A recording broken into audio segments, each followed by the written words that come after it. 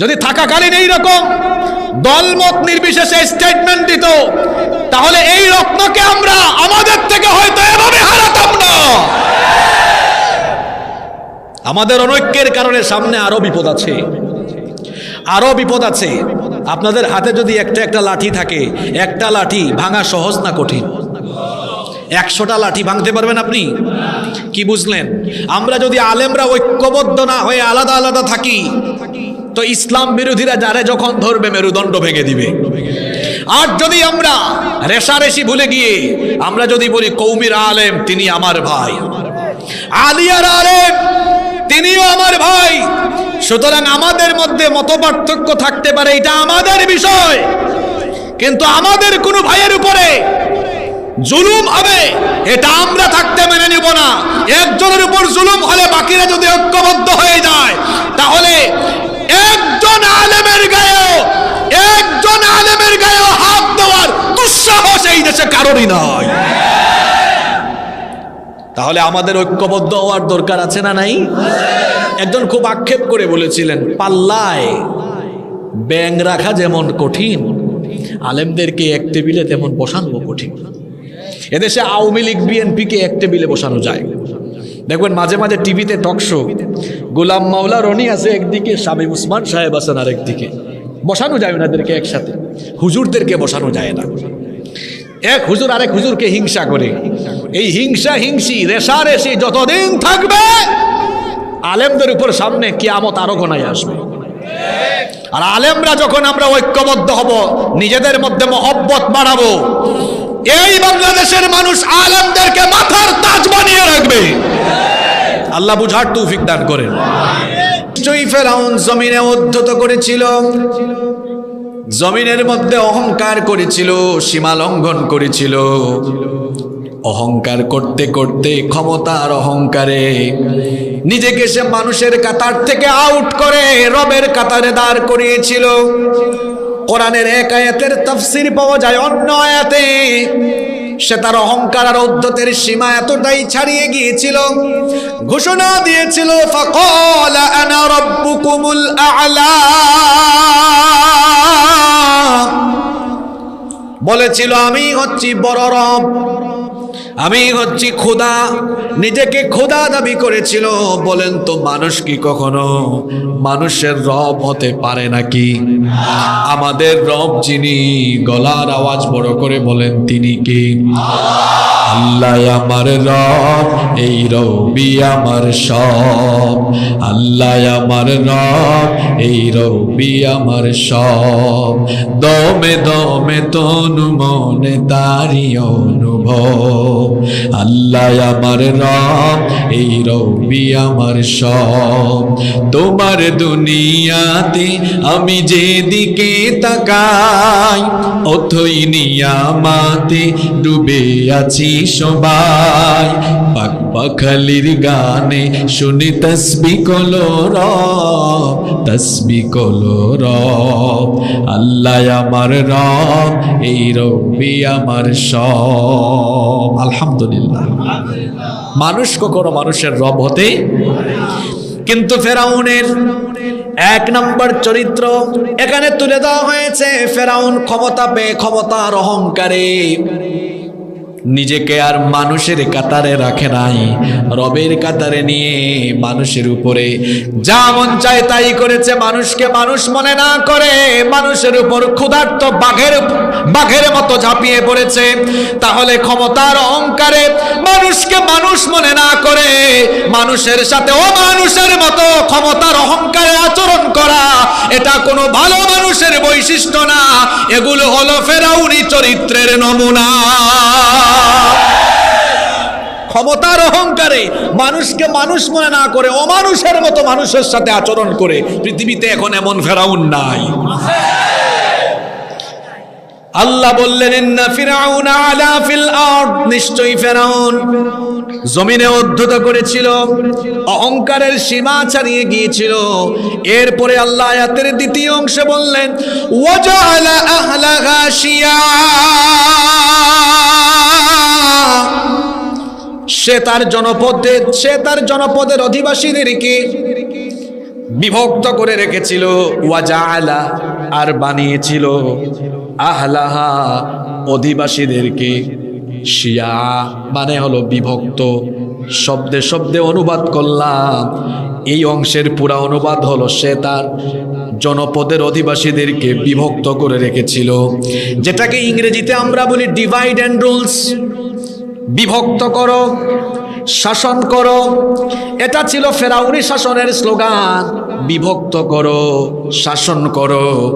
এখন বলতে পারেন সে কেন বিভক্ত করে রাখতো? বিভক্ত করে রাখার মজা হলো এই, যদি মানুষকে দলে দলে দলে দলে ভাগ করে রাখা যায়, ফেরাউনি গদি তত বেশি মজবুত হয়। মানুষকে যদি দলে দলে ভাগ করে রাখা না যায়, মানুষ যদি সব একজুট হয়ে যায়, তাহলে ফেরাউনি সাম্রাজ্যের ফেরাউনি গদিটা নড়ে বড়ে হয়ে যায়। এই জন্য ফেরাউনি চরিত্রের লোকগুলো তারা বিভিন্ন ধরনের কলা কৌশল করে নিজেদের ক্ষমতার জন্য মানুষদেরকে দলে দলে ভাগ করে রাখে। পৃথিবীতে এখন এই জাতের ফেরাউন একদম নাই। আসসালামু আলাইকুম ওয়া রাহমাতুল্লাহি ওয়া বারাকাতুহু। ইন্নাল হামদালিল্লাহিল্লাযী বিনি'মাতিহি তাতিম্মুস সালিহাত الذي علم القرآن وأكرمنا بالإسلام وأنعم علينا بالإيمان نستغفره ونتوب إليه وأشهد أن لا إله إلا الله وحده لا شريك له وأشهد أن سيدنا وسندنا وحبيبنا وطبيبنا وطبيب أرواحنا محمدًا عبد الله ورسوله أرسله بالحق بشيرا ونذيرا وداعيا إلى الله بإذنه وسراجا وقمرا منيرا أما بعد فقد قال الله تعالى في كلامه المجيد وفي فرقانه الحميد أعوذ بالله من الشيطان الرجيم بسم الله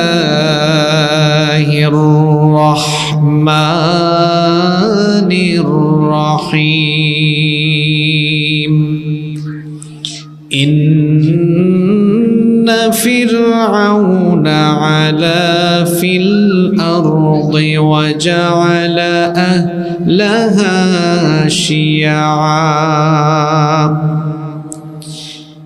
يستضعف طائفة منهم يذبح أبناءهم ويستحيي نساءهم إنه كان من المفسدين ونريد أن نمن على الذين استضعفوا في الأرض ونجعلهم أئمة ونجعلهم الوارثين ونمكن لهم في الأرض ونري فرعون وهامان وجنودهما منهم ما كانوا يحذرون وقال تعالى في شان حبيبه إن الله وملائكته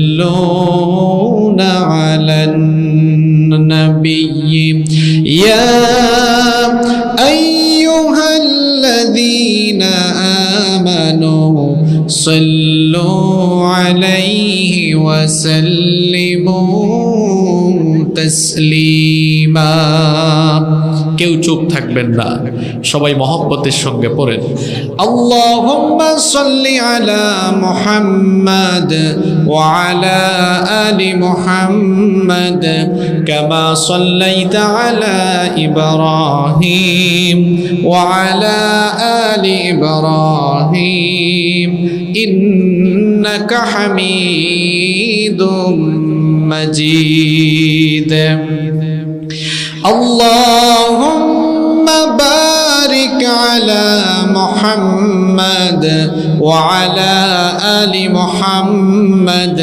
كما باركت على إبراهيم وعلى آل إبراهيم إنك حميد مجيد ربي زدني علما ربي زدني علما رب اشرح لي صدري ويسر لي أمري واحلل عقدة من لساني يفقه قولي سبحانك لا علم لنا إلا ما علمتنا إنك أنت العليم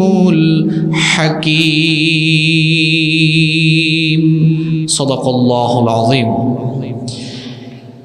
বাংলাদেশের ঐতিহ্যবাহী মাদারীপুর জেলার কালকিনি উপজেলার অন্তর্গত সাহেবরামপুর কেন্দ্রীয় জামে মসজিদ ও ইসলামী যুব কল্যাণ ফাউন্ডেশনের উদ্যোগে আয়োজিত 2 দিনব্যাপী 14তম বার্ষিক তাফসীরুল কোরআন মাহফিলের সমাপনী দিবসের সমাপনী রজনীর সমাপনী অধিবেশনের মহতারাম শ্রদ্ধাভাজন সভাপতি বিশিষ্ট সমাজসেবক অত্র অঞ্চলের সর্বজন শ্রদ্ধেয় ব্যক্তিত্ব জনাব মোহাম্মদ আলী আশরাফ রারি আতালাল্লাহু উমরাহু ওয়া বারাকাল্লাহু ফি হায়াতিহি আমরা সবাই বলি আমিন।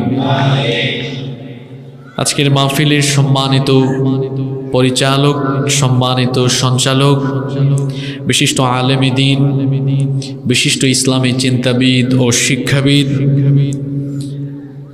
জাবালে নূর মডেল মাদ্রাসা এর মুহতারাম প্রিন্সিপাল এবং সাহেবরামপুর কেন্দ্রীয় জামে মসজিদের সম্মানিত খতিব ফদিলাতুশ শেখ মুফতি আব্দুল্লাহ আল মামুন হাফিজাহুল্লাহ ওয়া রাআহ। আল্লাহ তাআলা আমার ভাইকে হায়াতান তাইয়্যিবাহ সিহহাতান কুল্লিয়া দান করেন, আমরা সবাই বলি আমিন। দীর্ঘক্ষণ আপনাদের সামনে কোরআন এবং সুন্নাহ থেকে অত্যন্ত তথ্যবহুল এবং জ্ঞানগর্ভ আলোচনা পেশ করেছেন বিশিষ্ট আলেমে দ্বীন, প্রখ্যাত মুফাসসিরে কোরআন আলহাজ হযরত মাওলানা কামরুল ইসলাম খান। বক্তব্য রেখেছেন কারি মাওলানা শামীম উসমান হাফিজাহুমুল্লাহ ওয়া রাআহুম।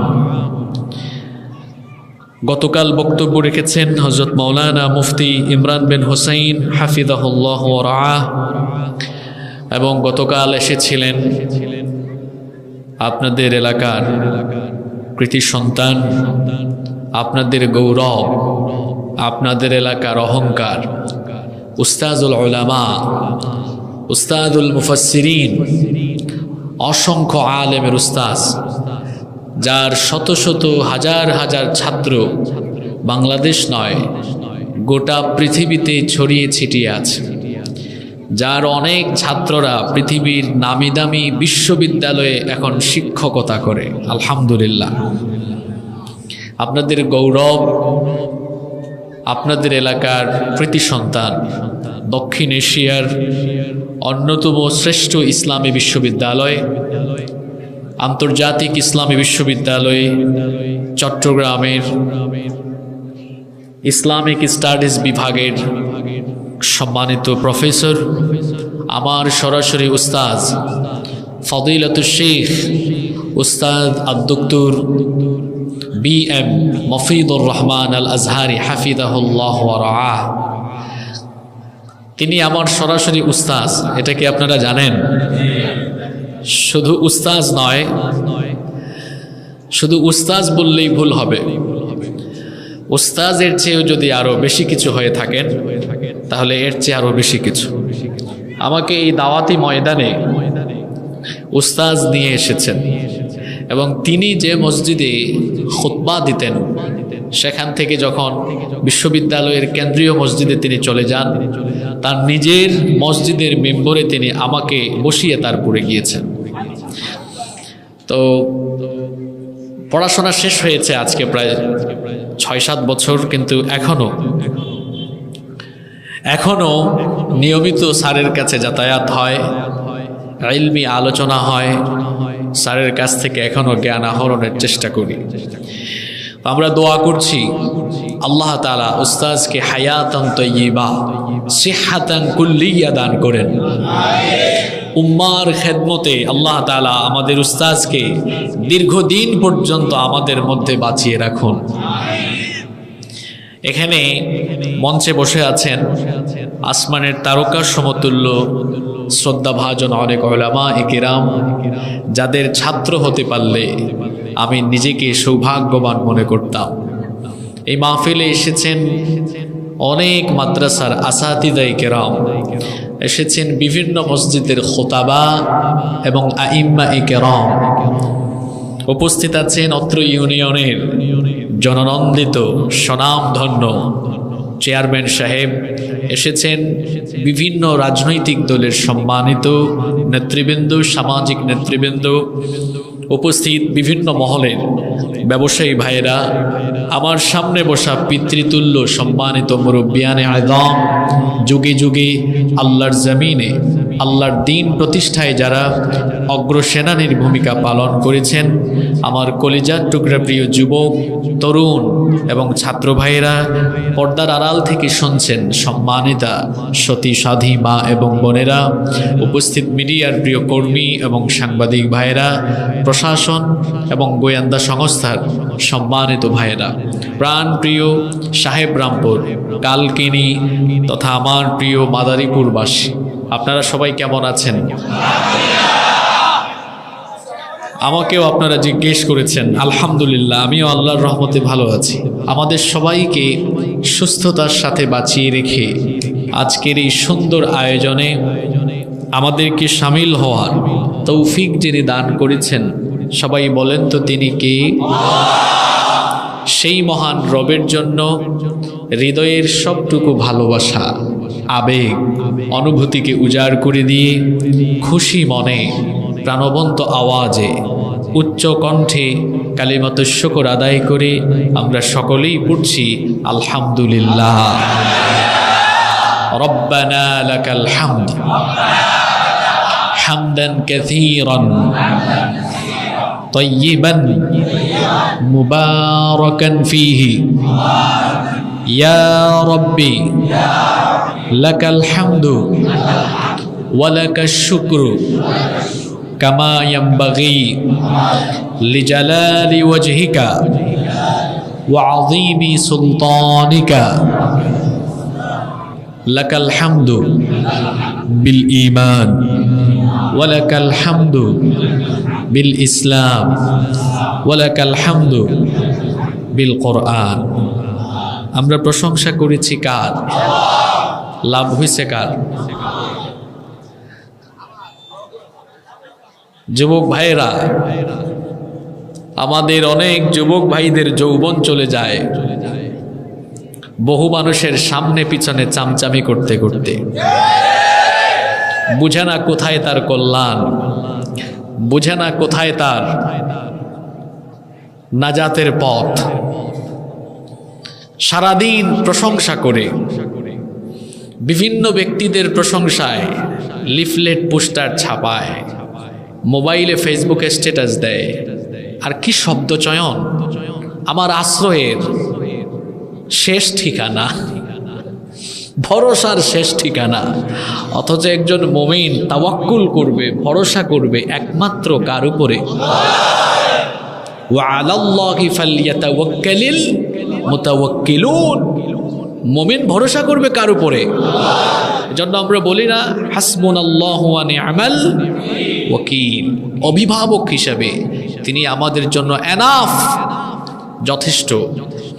পৃথিবীতে কোনো ব্যক্তি বা বস্তুর প্রশংসা করলে আমার নিজের ফায়দা হবে না, কিন্তু আমি যখন আমার রবের প্রশংসা করব, আমার রব তখন খুশি হয়ে আমার আমলনামাকে নেকি দিয়ে ফিল আপ করে দিবেন। সুবহানাল্লাহ। এজন্য সবসময় আমরা প্রশংসা করব কার? আল্লাহ বুঝার তৌফিক দান করেন। প্রিয় উপস্থিতি, মানুষের জীবনে সময় হচ্ছে সবচেয়ে মূল্যবান সম্পদ, সময় হচ্ছে সবচেয়ে গুরুত্বপূর্ণ অ্যাসেট। আরবিতে একটি প্রবাদ আছে, আল ওয়াক্তু কাসসাইফ ইল্লাম তাকতাহু ফাইন্নাহু কাতাক। অর্থাৎ সময় হলো ধারালো তরবারির মতো। এই সময়কে আপনি ক্ষতবিক্ষত করতে পারবেন না, কিন্তু সময়ের অপব্যবহারের কারণে আপনার কেরিয়ার, আপনার জীবন ক্ষতবিক্ষত হয়ে যাবে। সময়কে কাজে লাগিয়ে সম্পদ অর্জন করা যায়, কিন্তু গোটা পৃথিবীর সম্পদ দিয়ে জীবনের ফেলে আসা, জীবন থেকে হারিয়ে যাওয়া সময়গুলোকে আর ফিরে পাওয়া যায় না। এজন্য ঈমানদার যারা হবে তারা সময়কে কাজে লাগাবে। সময়ের নামে কোরআনে এজন্য আল্লাহ সূরাও দিয়েছেন। সূরার বাহিরেও বিভিন্ন আয়াতে বিক্ষিপ্তভাবে আল্লাহ তাআলা সময়ানুবর্তিতার কথা বলে আমাদেরকে টাইম ম্যানেজমেন্ট কিভাবে করতে হয় সেটা শিখিয়েছেন। 5 ওয়াক্ত সালাতের নির্দিষ্ট টাইম আছে নাকি যার যখন মন চায় তখন পড়ে? নির্দিষ্ট টাইম আছে। যে মুসলমানকে আল্লাহ তাআলা টাইম ম্যানেজমেন্ট শিখালেন, ইন্নাস সালাতা কানাত আলাল মুমিনিনা কিতাবাম মাওকুতা, নিশ্চয়ই সালাতকে সময়ানুবর্তিতার ভিত্তিতে ফরজ করা হয়েছে। যে মুসলমানকে টাইম ম্যানেজমেন্ট আল্লাহ শিখালেন, সেই মুসলমানের 9টার গাড়ি কয়টায় যায় মুসলমান নিজেও জানে না।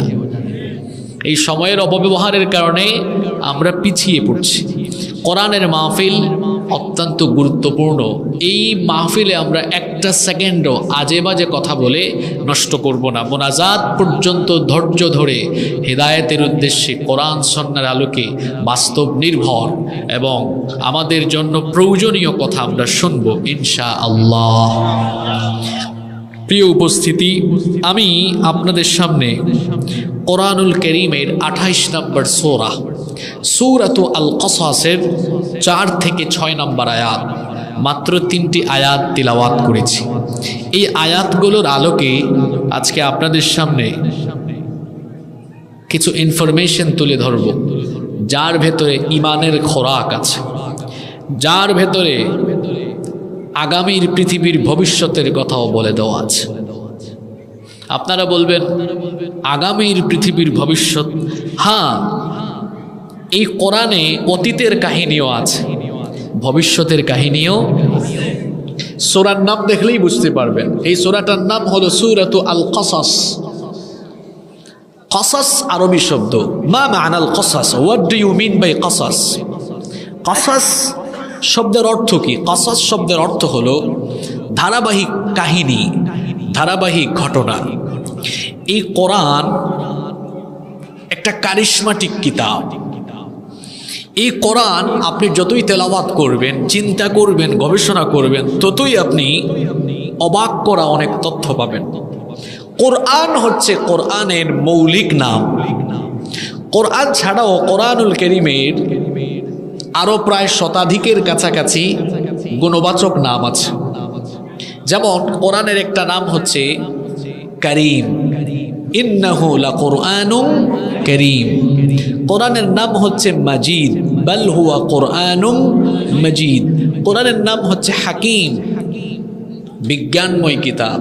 ওয়াল কুরআনিল হাকিম, এটা হলো বিজ্ঞানময় কিতাব। এখানে সায়েন্সের, বিজ্ঞানের অনেক থিওরি আছে না নাই? আমি তো কোরআনিক সায়েন্সে পড়েছি। কোরআনুল কারীমে ৬,০০০-এর উপরে আয়াত, তার মধ্যে ১,৫০০ প্লাস আয়াত আছে শুধুমাত্র বিজ্ঞানের ব্যাপারে। সুবহানাল্লাহ! কি নেই এই কোরআনে? এখানে আছে বিগ ব্যাং থিওরি, আছে cosmology, astronomy, human embryology, biology, physics, chemistry, marine science, geology. বিজ্ঞানের এমন কোনো শাখা নেই যে ব্যাপারে এই কোরআনের তথ্য নেই। সুবহানাল্লাহ! এই কোরআন এমন একটি কিতাব, এর কাছে যে আসবে সেই হেদায়াত পাবে। একজন কবি কবিতা লিখে, বা অনেক মানুষ আছে কবিতা পড়তে পছন্দ করে, এরকম মানুষ আছে না? কবিতার বই পড়তে পড়তে অনেক বই পড়ে ফেলেছে। সেই লোকটাও যদি কোরআনের কাছে আসে, কোরআনের বিস্ময়কারিতার কাছে মাথা নত করে দিতে বাধ্য হবে। কারণ এই কোরআন এমন একটি কিতাব, এই কোরআন এমন ইন্টারেস্টিং একটা কিতাব, আপনি তেলাওয়াতে এমন একটা মজা পাবেন। The entire Quran has been presented in poetic form. গোটা কোরআনকে অসাধারণ এক ছন্দের অভূতপূর্ব মিল দিয়ে যিনি নাজিল করেছেন, তিনি কে? আপনারা কোরআন যখন পড়বেন তখন দেখবেন কোরআনের স্টার্টিং থেকে এন্ডিং পর্যন্ত, মিনাল বিদায়া ইলান নিহায়া, শুরু থেকে শেষ পর্যন্ত কোরআনের যে সূরা, যে আয়াতই পড়বেন, দেখবেন এক আয়াতের সাথে আরেক আয়াতের ছন্দের এক অসাধারণ মিল আছে। সুবহানাল্লাহ! এত চমৎকার এই কিতাব কোরআনুল কারীমের যে কোনো জায়গা থেকে যদি আপনি তিলাওয়াত করেন, ছন্দের এক অসাধারণ মিল আপনি খুঁজে পাবেন। যে কোনো সূরাই পড়বেন আপনি ছন্দের মিল খুঁজে পাবেন। যেমন কোরআনুল কারীমের সবচাইতে ছোট সূরা নাম হলো সূরাতুল কাউসার। এই সূরা তো আপনাদের সকলের ঠোঁটের আগায় মুখস্থ আছে। একটু তিলাওয়াত করে দেখেন কি চমৎকার ছন্দের মিল দিয়ে রব্বুল আলামিন কোরআন নাজিল করেছেন। কি সুন্দর মিল! ইন্না আ'তাইনাকাল কাউসার ফাসাল্লি লিরাব্বিকা ওয়ানহার ইন্না শানিআকা হুয়াল আবতার। ইন্না আ'তাইনাকাল ফাসাল্লি লিরাব্বিকা ইন্না শানিআকা হুয়াল। এই এলাকাকে বলা হয় শিক্ষা দীক্ষায় সমৃদ্ধ এক এলাকা, এই সাহেবরামপুর। তাহলে বলেন তো, এখানে প্রতি আয়াতে ছন্দের মিল আছে না নাই? প্রতি আয়াতে ওয়াকফ করে দেখবেন র সুকুন হয়ে গিয়েছে। আসেন আমরা সূরা ইখলাস পড়ি। কুল হু আল্লাহু আল্লাহুস লাম ইয়ালিদ ওয়া লাম ইয়াকুল লাহু কুফুয়ান। কি বুঝলেন? ছন্দ মিল আছে তো? পরের সূরা পড়েন তো, কুল আউযু বিরাব্বিল ফালাক মিন শাররি মা ওয়া মিন শাররি গাসিকিন ইযা। ছন্দ মিল আছে তো? পরের সূরা কুল আউযু বিরাব্বিন মালিকিন ইলাহিন।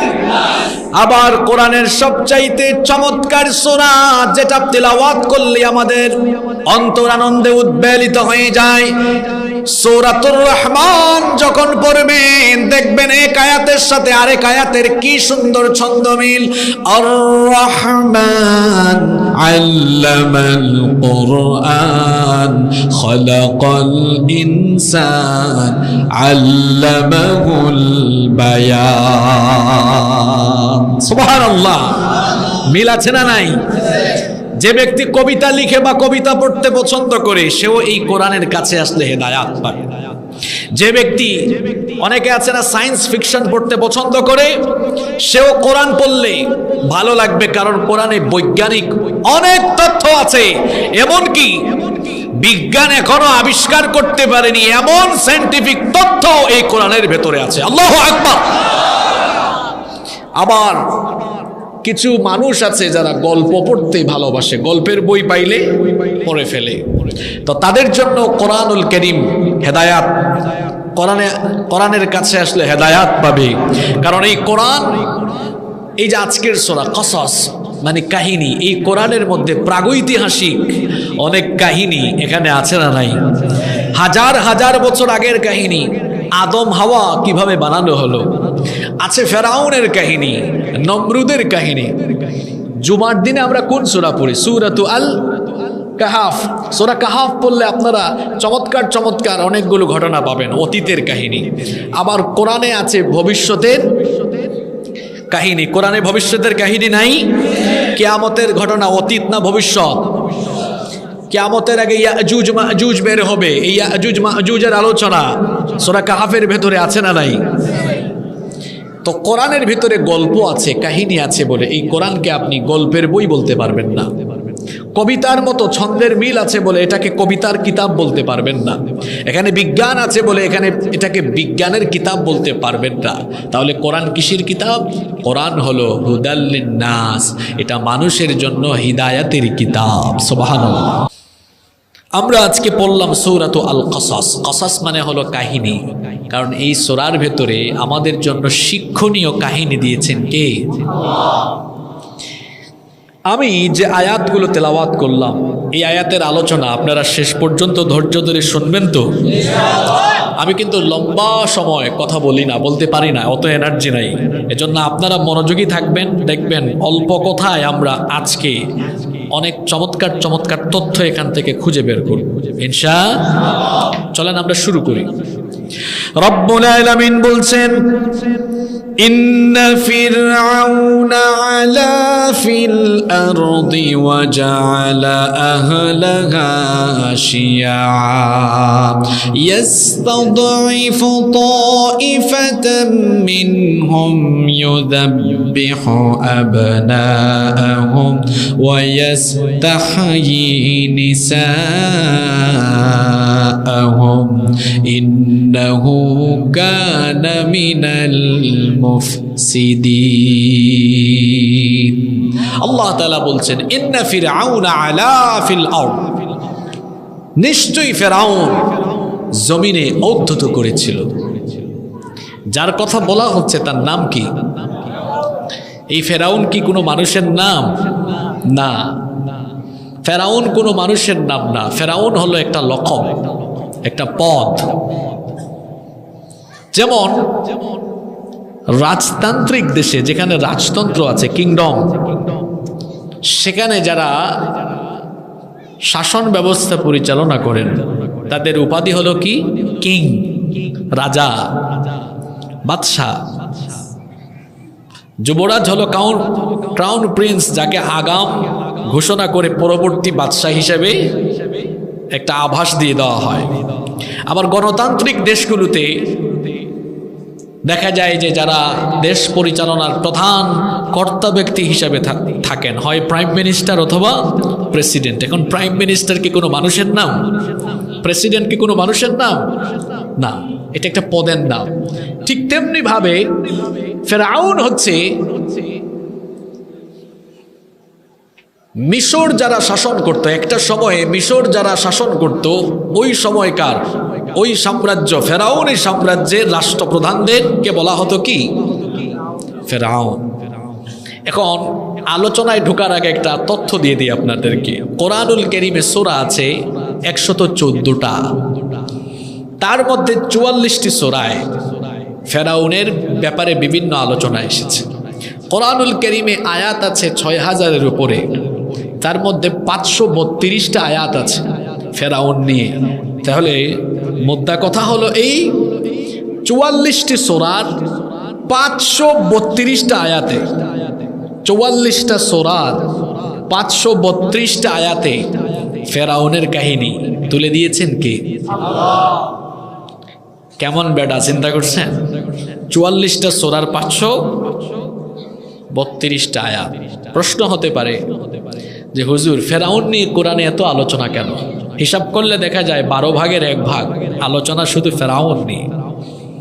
কেন ফেরাউন নিয়ে আল্লাহ তাআলা আলোচনা করলেন? ফেরাউন তো হাজার হাজার বছর আগে ছিল, তার কাহিনী কোরআনের এত জায়গায় এতবার আলোচনা আল্লাহ কেন করেছেন? কিয়ামত পর্যন্ত পৃথিবীতে আর কোনো নবী বা রাসূল আসবেন না, তবে ইমানদারদেরকে যুগে যুগে ফেরাউনদের সম্মুখীন হতে হবে। কিয়ামত পর্যন্ত যুগে যুগে কালে কালে ফেরাউনি ক্যারেক্টার আসবে। ফেরাউন একটা ক্যারেক্টার, ফেরাউন একটা, জোরে বলতে হবে। কিয়ামত পর্যন্ত ফেরাউনি ক্যারেক্টার পৃথিবীর নানা প্রান্তে আসবে।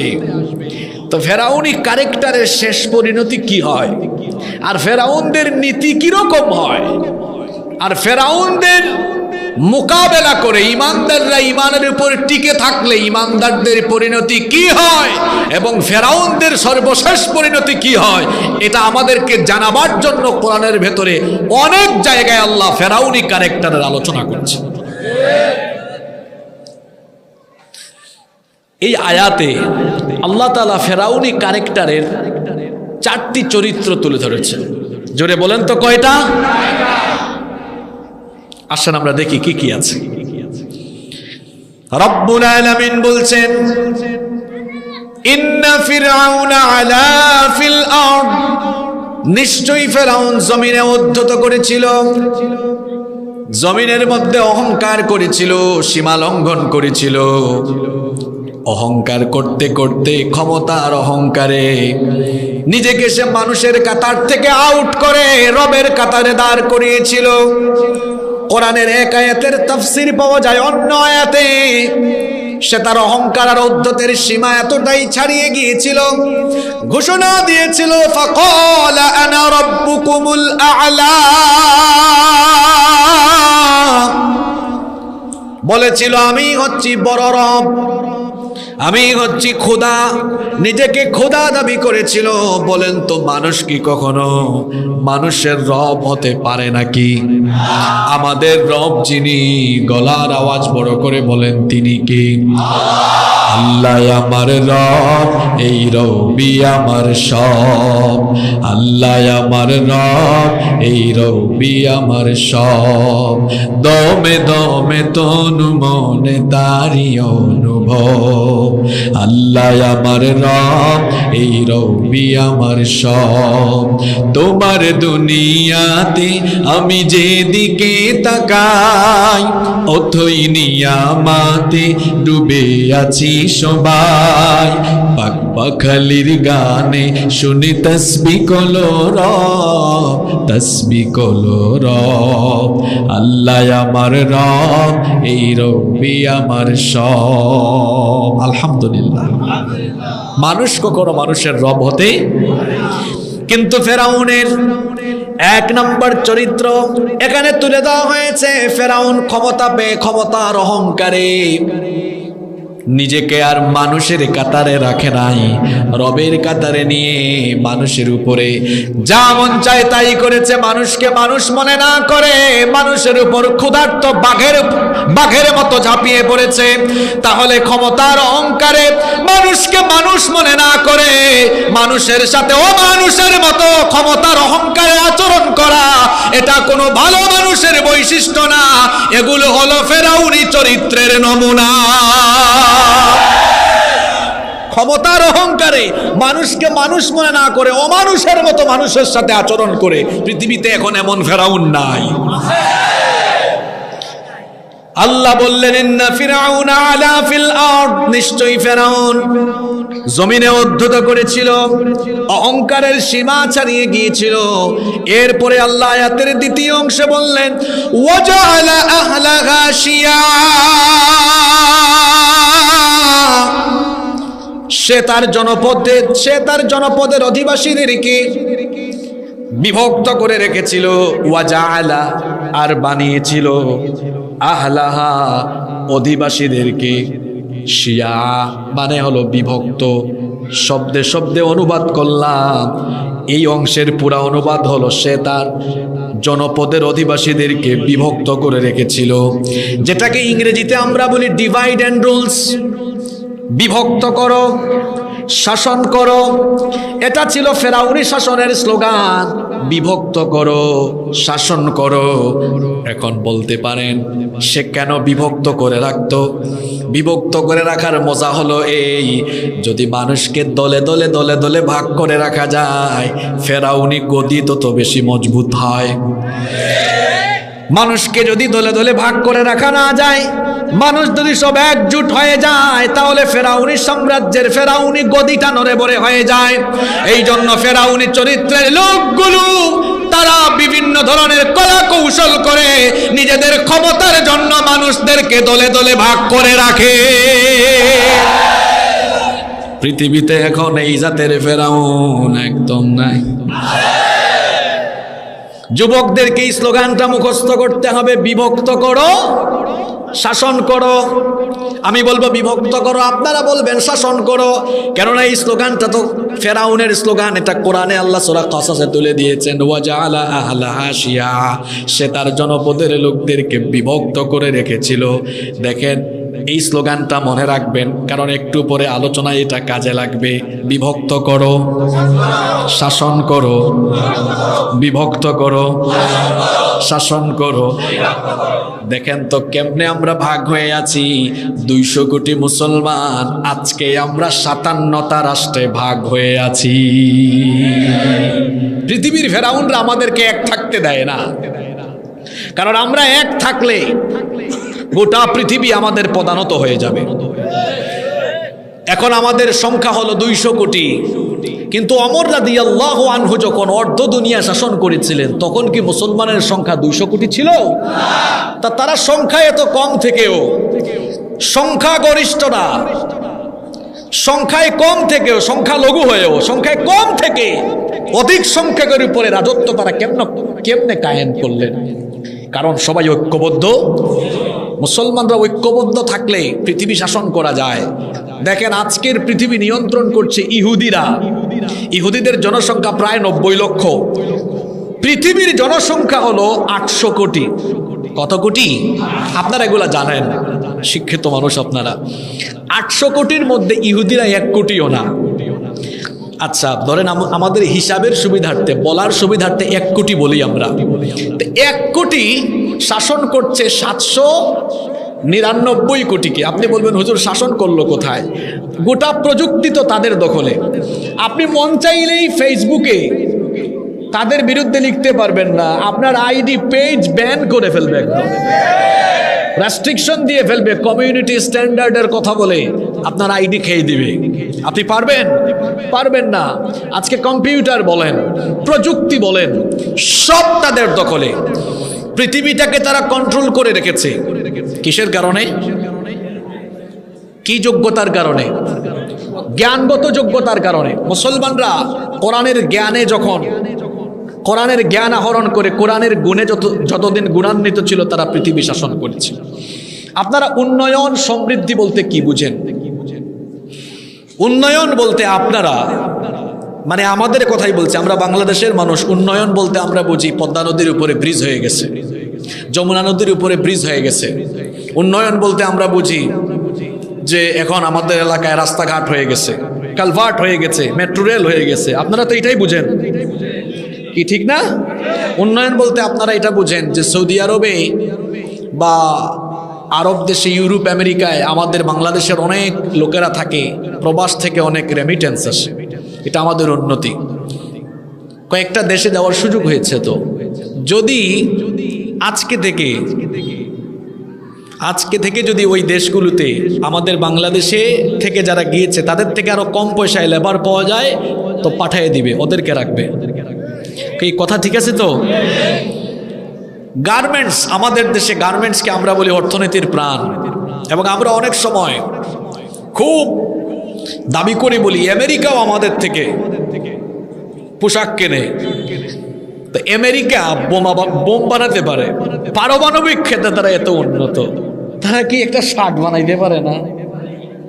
কথা বলেন না কেন?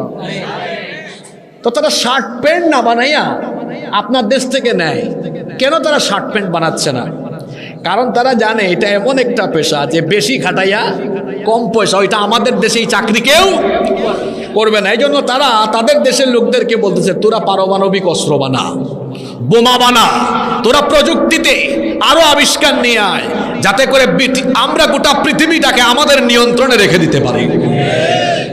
যতদিন না জ্ঞানগত উন্নতি সমৃদ্ধি না আসবে ততদিন পর্যন্ত একটা জাতি কখনো মাথা উঁচু করে পৃথিবীতে দাঁড়াতে পারবে না। আর আমরা যেন জ্ঞানগতভাবে সমৃদ্ধ হতে না পারি, আজ জ্ঞানগতভাবে আমাদের পরবর্তী প্রজন্মকে ধ্বংস করে দেওয়ার জন্য এই দেশে এক শ্রেণীর লোকেরা অত্যন্ত কলা কৌশল করে আমাদের পরবর্তী প্রজন্মকে নতুন শিক্ষানীতি বাস্তবায়নের মাধ্যমে ধ্বংস করার পায়তারা করছে। আমরা ছোটবেলা কি শিখলাম, আর এখন আমাদের বাচ্চারা শিখছে কি?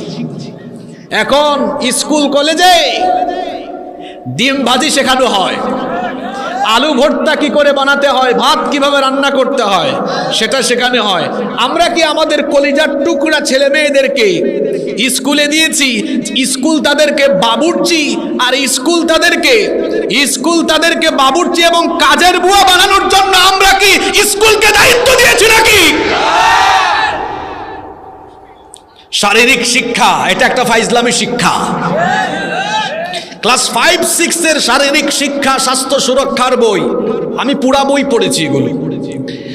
ক্লাস 6 এর স্বাস্থ্য সুরক্ষা বই, শারীরিক শিক্ষা বই আপনারা পড়বেন। দ্বিতীয় অধ্যায়ে লিখেছে আমার কৈশোরের যত্ন। সেখানে বয়সন্ধিকালে মানুষের শরীরে পরিবর্তন আসে। শুধু বয়সন্ধিকালে না, যত সময় যায় মানুষের শরীরে একটা পরিবর্তন আসে কি আসে না? 3 বছর আগে আপনি যেমন ছিলেন এখন কি তেমন আছেন? এক সময় চুলদারি ছিল সাদা, এখন হয়ে গেছে, এক সময় ছিল কি বলে কালো, এখন হয়ে গেছে। এক সময় হাত পা ছিল ছোট ছোট যখন বাচ্চা ছিলেন, এখন হয়ে গেছে। এই আঙ্গুলগুলি এক সময় ছোট ছোট ছিল, এখন হয়ে গেছে। এটা কি বই পড়ে জানা লাগে? 13-14 বছর বয়সে শারীরিক কি পরিবর্তন আসে, খোলামেলা আলোচনা। আমাকে মাফ করবেন আপনারা, এরকম ভাষা সভ্য সমাজে ব্যবহার করা যায় না, কিন্তু তাও আপনাদেরকে বোঝানোর জন্য বলছি। এক মহিলা বলছেন, এই ভিডিওটা ফেসবুকে খুব ভাইরাল হয়েছে, যে আমার 6 এর মেয়ে এসে আমাকে বাড়িতে বলছে আম্মু স্পাম কি? আমি ইংরেজিতে বললাম কারণ এখানে বাচ্চারা আছে তো, বাংলায় বললাম না। ক্লাস 6 এর ছেলে মেয়ে এটা বইয়ে পড়ছে, বুঝতে পারছে না। এখন মা অবাক, আমার মেয়ে বলে কি? 6 এর ছেলে গিয়ে বাবাকে জিজ্ঞেস করছে, মাকে জিজ্ঞেস করছে আচ্ছা পিরিয়ড কি?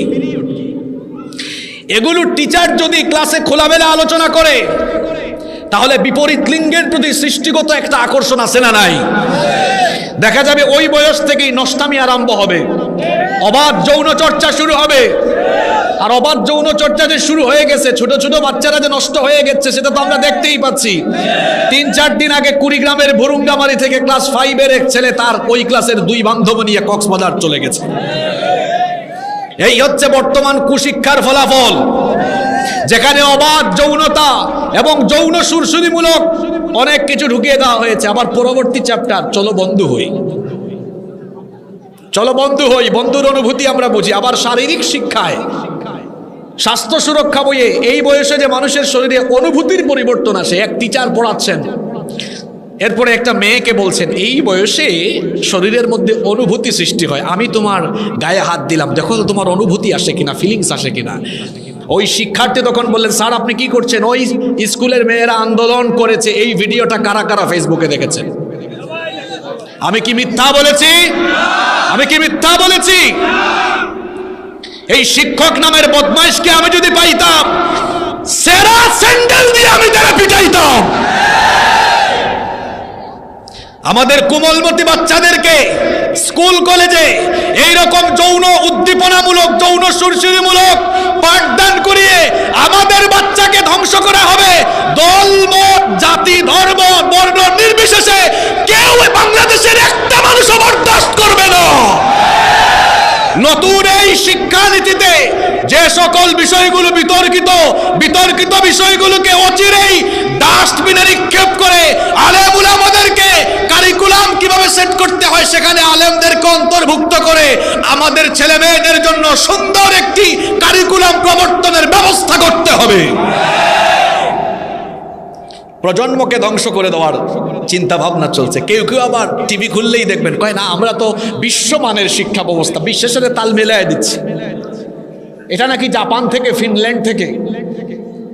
আপনারা শোনেন না এগুলো? পৃথিবীর গাড়ির বাজার দখল করেছে কারা? কথা বলেন না কেন? জাপান। আপনারা ক্লাসে শিখান আলু ভর্তা, ডিমবাজি, আর জাপান তাদের ছেলে মেয়েদেরকে শেখাচ্ছে কেমনে গাড়ি বানানো যায়। আপনারা বলছেন উন্নত দেশ থেকে ধার করে এনেছেন এগুলো। আপনারা যেই ক্লাসে ছেলে মেয়েদেরকে আলু ভর্তা, ডিমবাজি শিখাচ্ছেন, ওই বয়সে তারা তাদের সন্তানদেরকে আগামীর পৃথিবী নেতৃত্ব দেওয়ার জন্য কি কি যোগ্যতা লাগে সেগুলোর জন্য তাদেরকে তৈরি করছে তারা। এগুলো হচ্ছে এক ধরনের ভেলকিবাজি মানুষের চোখে এই যে কি জানি কয়, মানে এক ধরনের ভেলকিবাজি। তবে মানুষ এখন সচেতন, ঠিক কিনা বলেন? আমাদেরকে বিভক্ত করে রাখা হয়েছে পৃথিবীর ফেরাউনরা। দেখেন 57টা রাষ্ট্রে আমরা ভাগ হয়ে গিয়েছি। 2টা বিশ্বযুদ্ধ আমাদেরকে শেষ করে দিয়েছে। তুর্কি খেলাফতের সময়েও তো বিরাট একটা অংশ খেলাফতের অধীনে ছিল। আজকে স্টেজে ওঠার আগে একজন আলেম আসলেন, ওনার একটা ছেলে 1 মাস আগে মিশরের আল আজহার ইউনিভার্সিটিতে গিয়েছে। নিশ্চয়ই সে গিয়েছে স্কলারশিপে অথবা নিজের পয়সা খরচ করে ভিসা, পাসপোর্ট বা আরও বিভিন্ন কাগজপত্র যা যা লাগে সব কিছু নিয়ে গিয়েছে। এই যে আজকে 4টা ছেলেকে পাগড়ি দেওয়া হলো, হাফেজ হয়েছে। যদি 57টা মুসলিম রাষ্ট্র বিভক্ত না হয়ে 200 কোটি মুসলমান আমরা এক খেলাফতের পতাকা তলে থাকতাম, এই 4টা ছেলে হাফেজি শেষ করেছে, তারা যদি বলতো, একজন বলবে যে আমি এখন পড়াশোনা করব কাতারে গিয়ে, আরেকজন বলল আমি দুবাই গিয়ে পড়বো, আরেকজন বলল আমি রিয়াদে গিয়ে পড়বো, আরেকজন বলল আমি এখন বাগদাদে যাব, তাহলে এই 4টা ছেলে যাওয়ার জন্য পাসপোর্ট, ভিসা ইত্যাদি ইত্যাদি লাগতো তখন? কথা বুঝেন নাই? যদি আমরা এক থাকতাম লাগতো? আমাদেরকে ভাগ করে দেওয়ার কারণে আমরা সীমাবদ্ধতার বেড়াজালে এখন আবদ্ধ। সীমাবদ্ধতার বেড়াজালে আমরা, আমার বাড়ি তো সিলেটে, আপনারা জানেন আমার বহু আত্মীয় স্বজন ইউরোপ আমেরিকায় স্থায়ীভাবে বসবাস করেন। তারা আমাদেরকে ভাগ করে দিয়ে নিজেরা ঠিক থাকছে। কেমনে ঠিক থাকছে? ব্রিটিশ পাসপোর্ট যার আছে, ব্রিটিশ পাসপোর্টের এত পাওয়ার দুনিয়াতে, আপনি ভিসা ছাড়াই টিকিট করে পৃথিবীর বহু দেশে চলে যেতে পারবেন। এয়ারপোর্টে গিয়ে ভিসা অন অ্যারাইভাল নিয়ে ঢুকে যেতে পারবেন। আর বাংলাদেশে পাসপোর্ট নিয়েও যাওয়া যায়। এই ধরেন নেপাল, মালদ্বীপ, ভুটান, শ্রীলঙ্কা, এই সকল দেশগুলিতে কয়েকটা দেশ আছে আর কি যাওয়া যায়। কিন্তু ইউরোপ আমেরিকার উন্নত দেশগুলোর যে পাসপোর্ট আছে, আপনি পাসপোর্ট থাকলেই টিকিট করে যেখানে মন চান চলে যান, ওই দেশের এয়ারপোর্টে গিয়ে ভিসা অন অ্যারাইভাল নিয়ে আপনি ঘুরেন। তাহলে তারা সীমাবদ্ধতার বেড়াজালে আবদ্ধ। জোরে বলেন, সীমাবদ্ধতার বেড়াজালে আবদ্ধ। কিন্তু আমাদেরকে তারা বিভক্ত করে দিয়ে আমাদেরকে একটা নির্দিষ্ট গণ্ডির ভেতরে আবদ্ধ রেখে দিয়েছে, যাতে করে আমরা ঐক্যবদ্ধ হতে না পারি। কারণ মুসলমান যদি ঐক্যবদ্ধ হয়ে যায় তাহলে পৃথিবীর কোরআন বিরোধী, ইসলাম বিরোধী বা ফেরাউনি ক্যারেক্টারদের কপালে খারাপই আছে না নাই? আমাদেরকে ভাগ করে রাখার কারণে তারা ফিলিস্তিনিদের বিরুদ্ধে কথা বলার সাহস পায়। দেখেন নাই, ইহুদির বাচ্চাদেরকে তারা ভেটু দেয়। ওয়াশিংটন থেকে বাইডেন উড়ে তেল আবিবে উড়ে চলে এসেছে, সান্ত্বনা দিয়ে গিয়েছে। ঋষি সুনাক এসেছে, শুধু কথা বলেই শেষ করে নাই, রণতরী দিয়েছে, অর্থবল, সৈন্যবল, অস্ত্রবল সব দিচ্ছে তারা। আর আমাদের 57টা দেশের খলিফা আমিরুল মুমিনিন তারা কি করেছেন? জনগণের রোষানল থেকে, লজ্জাসরণ থেকে বাঁচার জন্য কেউ দিয়েছেন স্টেটমেন্ট, বিবৃতি, কেউ দিয়েছেন খাদ্য সামগ্রী, কেউ দিয়েছেন ঔষধ সামগ্রী। কথা বুঝতে পারছেন আমার? এই দায়িত্ব শেষ। কিন্তু সাহস করে কেউ নির্যাতিত ফিলিস্তিনিদের পক্ষে অস্ত্রবল, সৈন্যবল, অর্থবল দিয়ে দাঁড়াতে পারে না। কয় যদি আমার নিজেরটাই চলে যায়, পশ্চিমাদেরকে ভয় করে। অথচ পৃথিবীর 57টা মুসলিম রাষ্ট্র এক হয়ে যদি ফিলিস্তিনিদের পক্ষে দাঁড়ায়, আর যদি বলে এই যুদ্ধ বন্ধ না করলে 57টা দেশ আমরা ঐক্যবদ্ধ হয়ে তোমাদের বিরুদ্ধে লড়বো, 57টা দেশ তো লাগে না। মধ্যপ্রাচ্যের আরব যে দেশগুলো আছে, এরা একটু হুঙ্কার মারলেই, এরা ঐক্যবদ্ধ হয়ে এক টেবিলে বসে ইসরায়েলকে সতর্ক করলেই এই ইহুদিরা ভূমধ্য সাগরে গিয়ে পতিত হয়ে যেত। এত কিছুও লাগে না, তেল বেচা বন্ধ করে দিলেই শেষ। যদি বলতো 1 ফুটা তেলও দিব না ইহুদির বাচ্চা তোমাদেরকে, তাহলে এদের যুদ্ধ বিমান আকাশে উঠতে পারবে? তাহলে আমরা নিজেরা কি ঠিক আছি? কথা বলেন, আমরা কি ঠিক আছি? তাহলে আমাদেরকে ভাগ করে রাখা হয়েছে। ফেরাউনি ক্যারেক্টারের আরেক নমুনা, মানুষকে ভাগ করে রাখা। ভাগ করে রাখলে নিজেদের গদি টিকানো যায়। আমাদের দেশের আলেমদের দিকে তাকান, আমরা এক না আলাদা? আমরা আলাদা আলাদা থাকায় ফেরাউনি চরিত্রের লাভ না লস? আবার আমাদেরকে আলাদা আলাদা করে রাখার জন্য কখনো কখনো ফেরাউনি চরিত্রের লোকেরা কাউকে কাউকে আদর করে একদম কাছে ডাকে, আবার স্বার্থ শেষ হয়ে গেলে আবার উপর থেকে ছুঁইরাও মারে। কিন্তু বুঝে না, অনেক কপাল পোড়া এগুলো বুঝে। যদি আলেমরা ঐক্যবদ্ধ থাকতো, আহারে এদেশে কত আলেম আছেন, কোনো অপরাধ নাই, এরা চুরিও করে নাই, এরা ডাকাতিও করে নাই।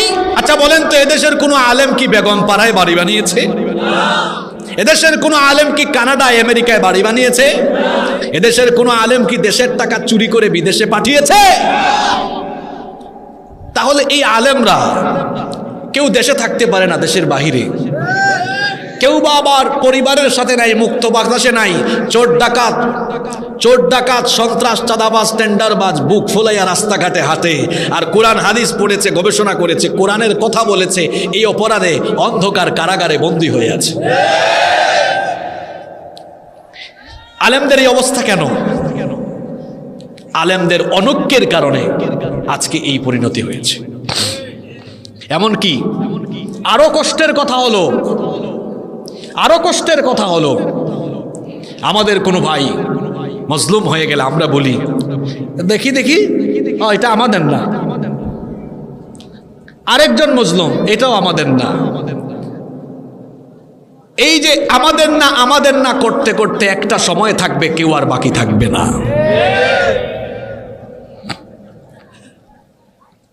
আমরা বাঙালিরা এমনই, মারা যাওয়ার পরে মানুষকে মূল্যায়ন করি। এক রত্নকে হারিয়ে ফেলেছি আমরা।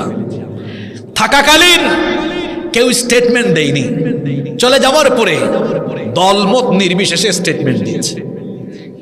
যদি থাকাকালীন এইরকম দলমত নির্বিশেষে স্টেটমেন্ট দিত, তাহলে এই রত্নকে আমরা আমাদের থেকে হয়তো এভাবে হারাতাম না।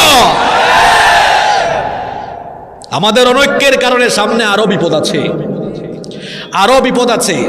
আপনাদের হাতে যদি একটা লাঠি থাকে, একটা লাঠি ভাঙা সহজ না কঠিন? 100টা লাঠি ভাঙতে পারবেন আপনি? কি বুঝলেন? আমরা যদি আলেমরা ঐক্যবদ্ধ না হয়ে আলাদা আলাদা থাকি, তো ইসলাম বিরোধীরা যারে যখন ধরবে মেরুদণ্ড ভেঙে দিবে। আর যদি আমরা রেশারেশি ভুলে গিয়ে আমরা যদি বলি কৌমির আলেম তিনি আমার ভাই, আলিয়ার আলেম তিনিও আমার ভাই, সুতরাং আমাদের মধ্যে মতপার্থক্য থাকতে পারে, এটা আমাদের বিষয়, কিন্তু আমাদের কোনো ভাইয়ের উপরে জুলুম হবে এটা আমরা থাকতে মেনে নিব না। একজনের উপর জুলুম হলে বাকিরা যদি ঐক্যবদ্ধ হয়ে যায়, তাহলে একজন আলেমের গায়ে হাত দেওয়ার দুঃসাহস এই দেশে কারোরই নয়। তাহলে আমাদের ঐক্যবদ্ধ হওয়ার দরকার আছে না নাই? একজন খুব আক্ষেপ করে বলেছিলেন, পাল্লায় ব্যাঙ রাখা যেমন কঠিন, আলেমদেরকে এক টেবিলে তেমন বসানো কঠিন। এদেশে আওয়ামী লীগ বিএনপিকে এক টেবিলে বসানো যায়। দেখবেন মাঝে মাঝে টিভিতে টকশো, গোলাম মাওলা রনি আছে একদিকে, শামীম উসমান সাহেব আছেন আরেকদিকে। বসানো যায় ওনাদেরকে একসাথে, হুজুরদেরকে বসানো যায় না। এক হুজুর আরেক হুজুরকে হিংসা করে। এই হিংসি রেশারেশি যতদিন থাকবে, আলেমদের উপর সামনে কিয়ামত আরো ঘনায় আসবে।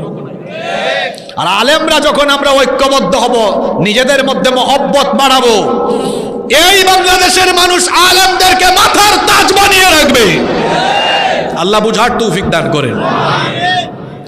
ফেরাউনের 2 নম্বর নীতি ছিল মানুষকে কি করা? দলে দলে। এরপরে এর অংশে আল্লাহ বলছেন ইয়াস্তাদাইফু তাইফাতাম মিনহুম, খুব মনোযোগ দিয়ে শুনেন, একেবারে গুরুত্বপূর্ণ কথাগুলো এখন চলে আসছে। ইয়াস্তাদাইফু তাইফাতাম মিনহুম, ইয়াস্তাদাইফু, সে দুর্বল করেছিল, তাইফাতান, একটা দলকে, মিনহুম, তাদের থেকে, অর্থাৎ সেই জনপদের মধ্য থেকে একটা দলকে ফেরাউন দুর্বল করে রেখেছিল। ফেরাউন তার জনপদে কয়টা দলকে দুর্বল করে রেখেছিল? এত দল থুইয়া এক দলকে দুর্বল করে কেন? কারণ ওই দলটা তার জন্য হুমকি ছিল। এখন প্রশ্ন হচ্ছে, হুজুর কোন দলকে ফেরাউন দুর্বল করে রেখেছিল? উত্তর হলো বনি ইসরাইল, যারা ইমানদার ছিলেন, যারা একত্ববাদী রবের গোলামি করতেন, সেই বনি ইসরাইলকে ফেরাউন দুর্বল করে রেখেছিল।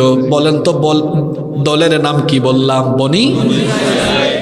এবার তো আমি 1 মিনিটে বনি ইসরাইলের সংক্ষিপ্ত ইতিহাস বলে, না বললে বুঝবেন না যে ফেরাউন কেন বনি ইসরাইলদেরকে দুর্বল করে রেখেছে। আপনাদের কষ্ট হচ্ছে? লাগবে না, লাগবে না, তুমিও শোনো। শোনেন, ইব্রাহিম আলাইহিস সালাম নাম জানেন তো আপনারা? আমাদের জাতির পিতা। তাকে জাতির পিতা বানিয়েছেন কে? নাকি জোর কইরা হইয়া গেছে? মিল্লাতা আবিকুম ইব্রাহিম আলাইহিস সালামের আরেকটা উপাধি হলো আবুল আম্বিয়া, আবুল নবীগণের পিতা। ইব্রাহিম নবীর পরে আমাদের নবী পর্যন্ত পৃথিবীতে যত নবী এসেছেন সব নবীর বাপ হলেন ইব্রাহিম, অর্থাৎ ইব্রাহিম নবীর বংশেই সব নবী এসেছেন। সুবহানাল্লাহ। ইব্রাহিম নবীর পরবর্তী যত নবী সব ইব্রাহিম আলাইহিস সালামের বংশের নবী। তো শুনেন, ইব্রাহিম আলাইহিস সালামের স্ত্রী হাজেরা, ইব্রাহিম নবীর 86 বছর বয়স পর্যন্ত কোনো সন্তান ছিল না। নাম হলো সারা। নাম কি? তিনি ছিলেন বন্ধা। বন্ধা নারীর ঘরে কি সন্তান হয়? কিন্তু আল্লাহ তাআলা বন্ধা নারীর ঘরেও সন্তান দিলেন। একেবারে বার্ধক্য বয়সে সারাকেও আল্লাহ সন্তান দিলেন। একটা ছেলে জন্ম হলো, নাম হলো ইসহাক। নাম কি? বাবার নাম জোরে বলেন, বাবার নাম। যুবক ভাইয়েরা এই কাহিনীগুলো মুখস্থ করেন, দরকার আছে, একটু পরে কাজে লাগবে। ইব্রাহিম আলাইহিস সালামের ঘরে আসলেন কে? ইসহাক। ইসহাকের ঘরে আরেকজন ছেলে জন্ম নিলেন, নাম হলো ইয়াকুব। নাম হলো ইয়াকুব। নবীর উপাধি হলো ইসরাইল। হিব্রু ভাষায় ইসরাইল শব্দের অর্থ হলো আল্লাহর বান্দা। তাহলে ইসরাইল কোন নবীর উপাধি? ইয়াকুব। ইয়াকুব নবীর 12 ছেলে। এই 12 ছেলেকে বলা হয় বনি ইসরাইল, মানে ইসরাইলের সন্তানগণ। তাহলে ইয়াকুব নবীর কয় ছেলে? এই 12 ছেলের বংশকে বলা হয় বনি। এই 12 ছেলের এক ছেলের নাম ইউসুফ আলাইহিস সালাম। চেহারা এত সুন্দর, এই দুনিয়ার অর্ধেক সৌন্দর্য আল্লাহ ইউসুফ নবীকে দিয়েছেন। তার বাবা ইয়াকুব আলাইহিস সালাম তাকে এত পছন্দ করতেন, এত মহব্বত করতেন, এটা অন্য ভাইরা হিংসায় পড়ে গেল। হিংসায় পড়ে 10 ভাই, আরেক মায়ের ঘরের 10 ভাই একত্রিত হয়ে তাদের ভাই ইউসুফ আলাইহিস সালামকে একটা অন্ধকার কুয়ায় ফেলে দিল। তারা ভেবেছিল ইউসুফ এখানেই মারা যাবে, কিন্তু আল্লাহ তাআলা হচ্ছেন উত্তম কৌশলী। একটা কাফেলা সেখান থেকে উঠায়া মিশরে নিয়ে বিক্রি করলো। আজিজে মিশরের ঘরে চলে গেলেন। জুলাইখার কুমন্ত্রণায়, কুপ্রস্তাব প্রত্যাখ্যানের পরে সেখান থেকে তিনি জেলখানায় গেলেন। জেলখানার থেকে বের হয়ে মিশরের ক্ষমতার মসনদে আল্লাহ তাকে বসায় দিলেন। ক্ষমতা দেওয়ার মালিক কে? জুতার বাড়ি খাওয়াইয়া ক্ষমতার চেয়ার থেকে নামানোর মালিক কে? কিছু মানুষ আছে হেডাম দেখায় বেশি। এই চেয়ারে গতকাল থেকে মাহফিল হচ্ছে, এই চেয়ারে গতকাল ইমরান বিন হুসাইন সাহেব বললেন, আমার উস্তাজ বসলেন, আজকেও আরো 2 জন বসলেন, আমি আজকে বসলাম। 2 দিন 48 ঘন্টার মধ্যে 4-5 জন মানুষ এই চেয়ারে বসতে, আর চেয়ার জায়গায়, কথা বলেন, চেয়ার জায়গায়। কিছু কিছু মানুষ মনে করে বসছে তো বসছে, আর উঠবে না, যেমন চাই তাই করে। মিয়া চেয়ারের জায়গায় থাকবে, আপনি চেয়ারে থাকতে পারবেন না। চেয়ারে উঠে গিয়ার ইসলামের বিরুদ্ধে নিয়ে যাইয়েন না, নইলে ওই টাকলার মতো পরিস্থিতি হবে। টাকলা বলছিল ইসলাম শেষ। কিরে টাকলা, তুই তো কিছুই পাইলি না, সামনে যে তোর পরিণতি আরো কি হয় সেটা আল্লাহ ভালো জানেন। মনে রাখছেন নাকি আপনারা টাকলাকে? ইসলামের বিরুদ্ধে গেলে বেইজ্জতি কেমন আমাদের চোখের সামনে আছে না নাই? কিচ্ছু পায় নাই এখন, বুঝছেন তো কি পায় নাই? সামনে যে কপালে কি আছে এটা আল্লাহ ভালো জানেন। পৃথিবীতে কেউ ইসলামের বিরুদ্ধে গিয়ে সসম্মানে দুনিয়া থেকে যেতে পারে নাই। তবে তার জন্য দোয়া করছি, এখনো সময় আছে। সে যদি তওবা করে ভালো হয়, আল্লাহর তো দয়া বেশি। সে যদি ভালো হয়ে যায়, ইসলামের পক্ষে আসে, দ্বীনের পক্ষে থাকে, আল্লাহ যদি মাফ করে দেন, তার প্রতি আমাদের মহব্বত থাকবে। কারণ ইসলাম আমাদেরকে হিংসা শেখায় না, ভালোবাসা শেখায়। কেউ যদি সঠিক পথে চলে, তাকে আমরা ভালোবাসবো কার সন্তুষ্টির জন্য? ইমানদার হবে এমন, মান আহাব্বা লিল্লাহ ওয়া আবগাদা, ভালোবাসবে কার খুশির জন্য? কাউকে ঘৃণা করবে কার খুশির জন্য? আচ্ছা, বনি ইসরাইলের কথা বলছিলাম। কোন নবীর কথা বলছিলাম? ইউসুফ নবী এখন মিশরের ক্ষমতার মসনদে, কিন্তু তার পরিবার কোন দেশে? ফিলিস্তিনে। কোথায়? লম্বা ঘটনা সংক্ষেপে বলছি। দুর্ভিক্ষ লেগেছে, তার ভাইরা এসেছিল, অনেক লম্বা কথা পরিচয় হয়েছে। ইউসুফ নবী বললেন, তো আমার ভাইরা তোমরা আর আমার বাবা তোমরা ফিলিস্তিনে থাকবা কেন? আমি এখানে মিশরের ক্ষমতায়, চলে আসো সবাই হিজরত করে। সবাই চলে আসলেন। কোথায় চলে আসলেন? মিশরে। এবার মিশরকে শাসন করে কারা? বনি ইসরাইলরা। কারা? কয়েক শতাব্দী মিশরকে বনি ইসরাইল শাসন করলো। ইউসুফ নবীর ইন্তেকালের পরে বনি ইসরাইলের লোকেরা যখন নাফরমানি শুরু করলো আল্লাহর সাথে, তখন বনি ইসরাইলের উপরে আল্লাহ তাআলা ফেরাউনদেরকে চাপায় দিলেন। তখন ফেরাউনরা মিশরের ক্ষমতা দখল করে নিল। মিশরের ক্ষমতা দখল করার পরে এই যে ফেরাউন, মুসা নবীর সময়ে দুইজন ফেরাউন ছিল। একজনের নাম হচ্ছে সেকেন্ড রামিসেস, আর এরপরে তার মৃত্যুর পরে তার ছেলে মারনেফতা বা মানফেতা, দুইটা থেকে যে কোনো একটা নাম, কারণ দুইটাই তাফসিরের মধ্যে নাম এসেছে। তো এখন ফেরাউনরা যখন মিশরের ক্ষমতায় অধিষ্ঠিত হওয়ার পরে তারা এমন জুলুম আরম্ভ করলো যে বনি ইসরাইলদেরকে তারা আর স্বাধীনতাই দেয় না। কথা বলার স্বাধীনতা, চলাফেরার স্বাধীনতা, রাষ্ট্রীয় সকল সুযোগ সুবিধা বন্ধ করে দিয়ে বনি ইসরাইলদেরকে তারা কোণঠাসা করে রাখলো। পৃথিবীতে এখনো ফেরাউনি ক্যারেক্টার আছে, যাদেরকে হুমকি মনে করে তাদের সকল প্রকার স্বাধীনতা সুযোগ সুবিধা বন্ধ করে দিয়ে কোণঠাসা করে রেখে দেওয়া। এটা ফেরাউনি শাসনের নমুনা। সব সুবিধা বন্ধ করে দিল। এটা ফেরাউনের কয় নাম্বার ক্যারেক্টার বললাম? জোরে বলেন। বাকি আছে কয়টা? ওইটা এবার শুনুন। 4 নম্বর হলো, এই ফেরাউন এত নিষ্ঠুর ছিল, এত নির্মম ছিল, শুধু দুর্বল করে রেখে ক্ষান্ত হয় নাই। 4 নম্বর, ইউদাব্বিহু আবনাআহুম ওয়া ইস্তাহয়ী নিসাআহুম। বনি ইসরাইলের ঘরে শিশু সন্তান জন্ম হলে যদি ছেলে হতো, সাথে সাথে জবাই করে ফেলতো। মেয়ে সন্তান হলে বাঁচিয়ে রাখতো, জীবিত রাখতো। প্রশ্ন হতে পারে, হুজুর, কেন এই ফেরাউন শিশু সন্তান ছেলেগুলোকে জন্মের পরেই মেরে ফেলতো? কারণ ফেরাউন একবার স্বপ্নে দেখেছিল বাইতুল মুকাদ্দাসের দিক থেকে বিরাট একটা অগ্নিশিখা মিশরের দিকে এসে ফেরাউনের বংশের সবার ঘর বাড়ি জ্বালিয়ে ছাই করে দিয়েছে, কিন্তু বনি ইসরাইলের কারো ঘর বাড়ি জ্বলে পুড়ে ছাই হয় নাই। এই স্বপ্ন দেখার পরে তার টেনশন বেড়ে গেল। সে তার রাজ্যের স্বপ্ন বিশারদদেরকে আহ্বান করে জানতে চাইল, আমি এই স্বপ্ন দেখেছি, এই স্বপ্নের ব্যাখ্যা আমাকে বলে দাও।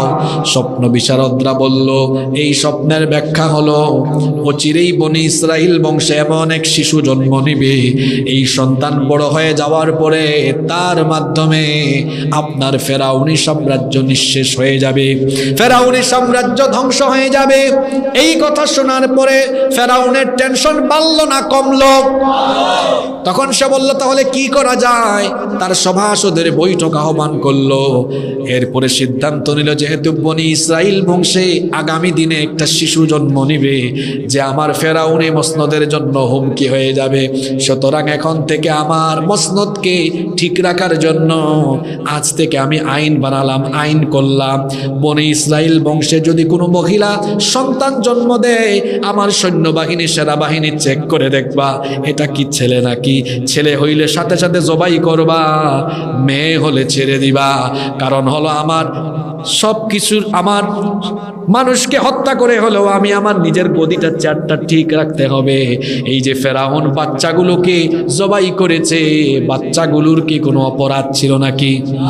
নিরপরাধ বাচ্চাগুলোকে ফেরাউন তার মসনদের জন্য যেভাবে নির্বিচারে হত্যা করেছে, আহারে ঠিক একই কায়দায় নিজের গদির জন্য নিরপরাধী মানুষগুলোকে অপরাধীর তকমা লাগায়া নির্বিচারে নিজের গদির জন্য মানুষ হত্যা করা, এটা হলো ফেরাউনি শাসনের আর একটা নমুনা। যেমন ফেরাউন এখন দুনিয়ায় নাই, এখন তো ফেরাউনের ওয়াজও সব জায়গায় করা যায় না। ওই দিন এক জায়গায় একজন কয় হুজুর এই কাহিনীটা বাদ দেওয়া যায় না?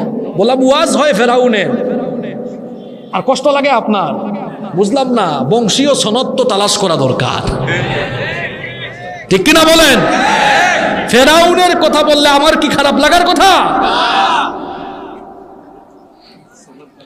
তাহলে শোনেন, এই আয়াতে ফেরাউনের কয়টা কর্মকাণ্ড বলা হলো? জোরে বলেন কয়টা? শিশু সন্তানগুলোকে জবাই করে ফেলতো। ঠিক এই সময়ে মুসা নবীর জন্ম হলো। আপনাদের কষ্ট হচ্ছে? আচ্ছা, আমি যদি আর 22 থেকে 23 মিনিট কথা বলা কন্টিনিউ করি, কষ্ট হবে আপনাদের? আমাকে তো সুন্দর একটা ফিনিশিং দিতে হবে, আপনারা শুনবেন তো? ফেরাউন আইন জারি করলো, বনি ইসরাইলের মহিলার ঘরে সন্তান জন্ম নিলে ছেলে হলে জবাই করে ফেলো।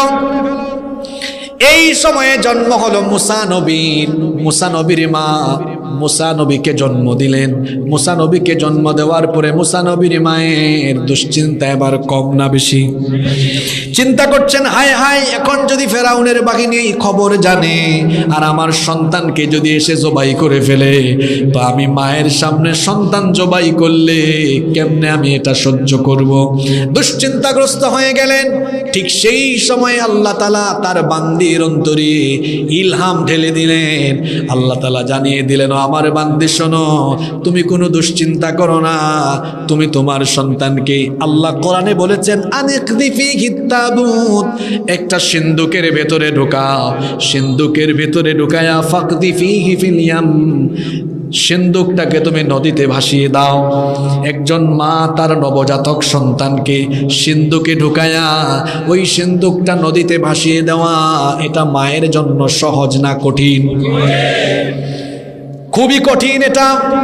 তিনি যখন দুশ্চিন্তাগ্রস্ত হয়ে গেলেন, ফ্রাস্ট্রেট হয়ে গেলেন, আল্লাহ তাআলা মুসা নবীর মাকে জানিয়ে দিলেন এই কথাটা। আল্লাহ কোরআনে এভাবে বলছেন, ওয়ালা তাখাফি ওয়ালা তাহজানি ইন্না রাদ্দুহু ইলাইকি ওয়া জাইলুহু মিনাল মুরসালিন। তুমি কোনো চিন্তা করো না, হতাশ হয় না, টেনশন করো না, খুব শীঘ্রই তোমার ছেলেকে আমি তোমার কোলে ফিরিয়ে দিব। শুধু তাই নয়, তোমার এই ছেলেকে আমি রসুল বানাবো। এবার তার টেনশন দূর হলো। তিনি এবার একটা সিন্ধুকের ভেতরে তার এই শিশু ছেলেটাকে ঢুকায়া নদীতে ভাসিয়ে দিলেন। এরপরে তার মেয়েকে ডাকলেন, বললেন তোমার ভাইয়ের সিন্ধুকের দিকে নজর রাখো, তুমি নদীর তীর ধরে হাঁটো, নদীর পারে হাঁটো, আর সিন্ধুকের দিকে দৃষ্টি রাখো, সিন্ধুকটা ভাসতে ভাসতে কোথায় যায়। মুসা নবীর বোন এবার নদীর পারে হাঁটছেন আর সিন্ধুকের দিকে নজর রাখছেন। দেখা গেল সিন্ধুক নদীর স্রোতধারায় ভাসতে ভাসতে চলতে চলতে একেবারে ফেরাউনের ঘাটে গিয়ে ভিড়ল। ফেরাউনের পুণ্যবতী স্ত্রী, নাম হলো আসিয়া, নিঃসন্তান মহিলা।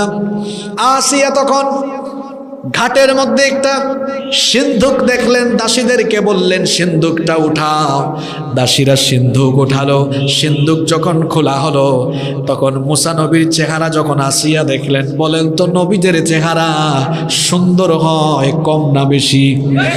একদিকে আসিয়া নিঃসন্তান মহিলা, অন্যদিকে ফুটফুটে সুন্দর, এটা তো নবী, নবীদের চেহারা তো এমনি সুন্দর।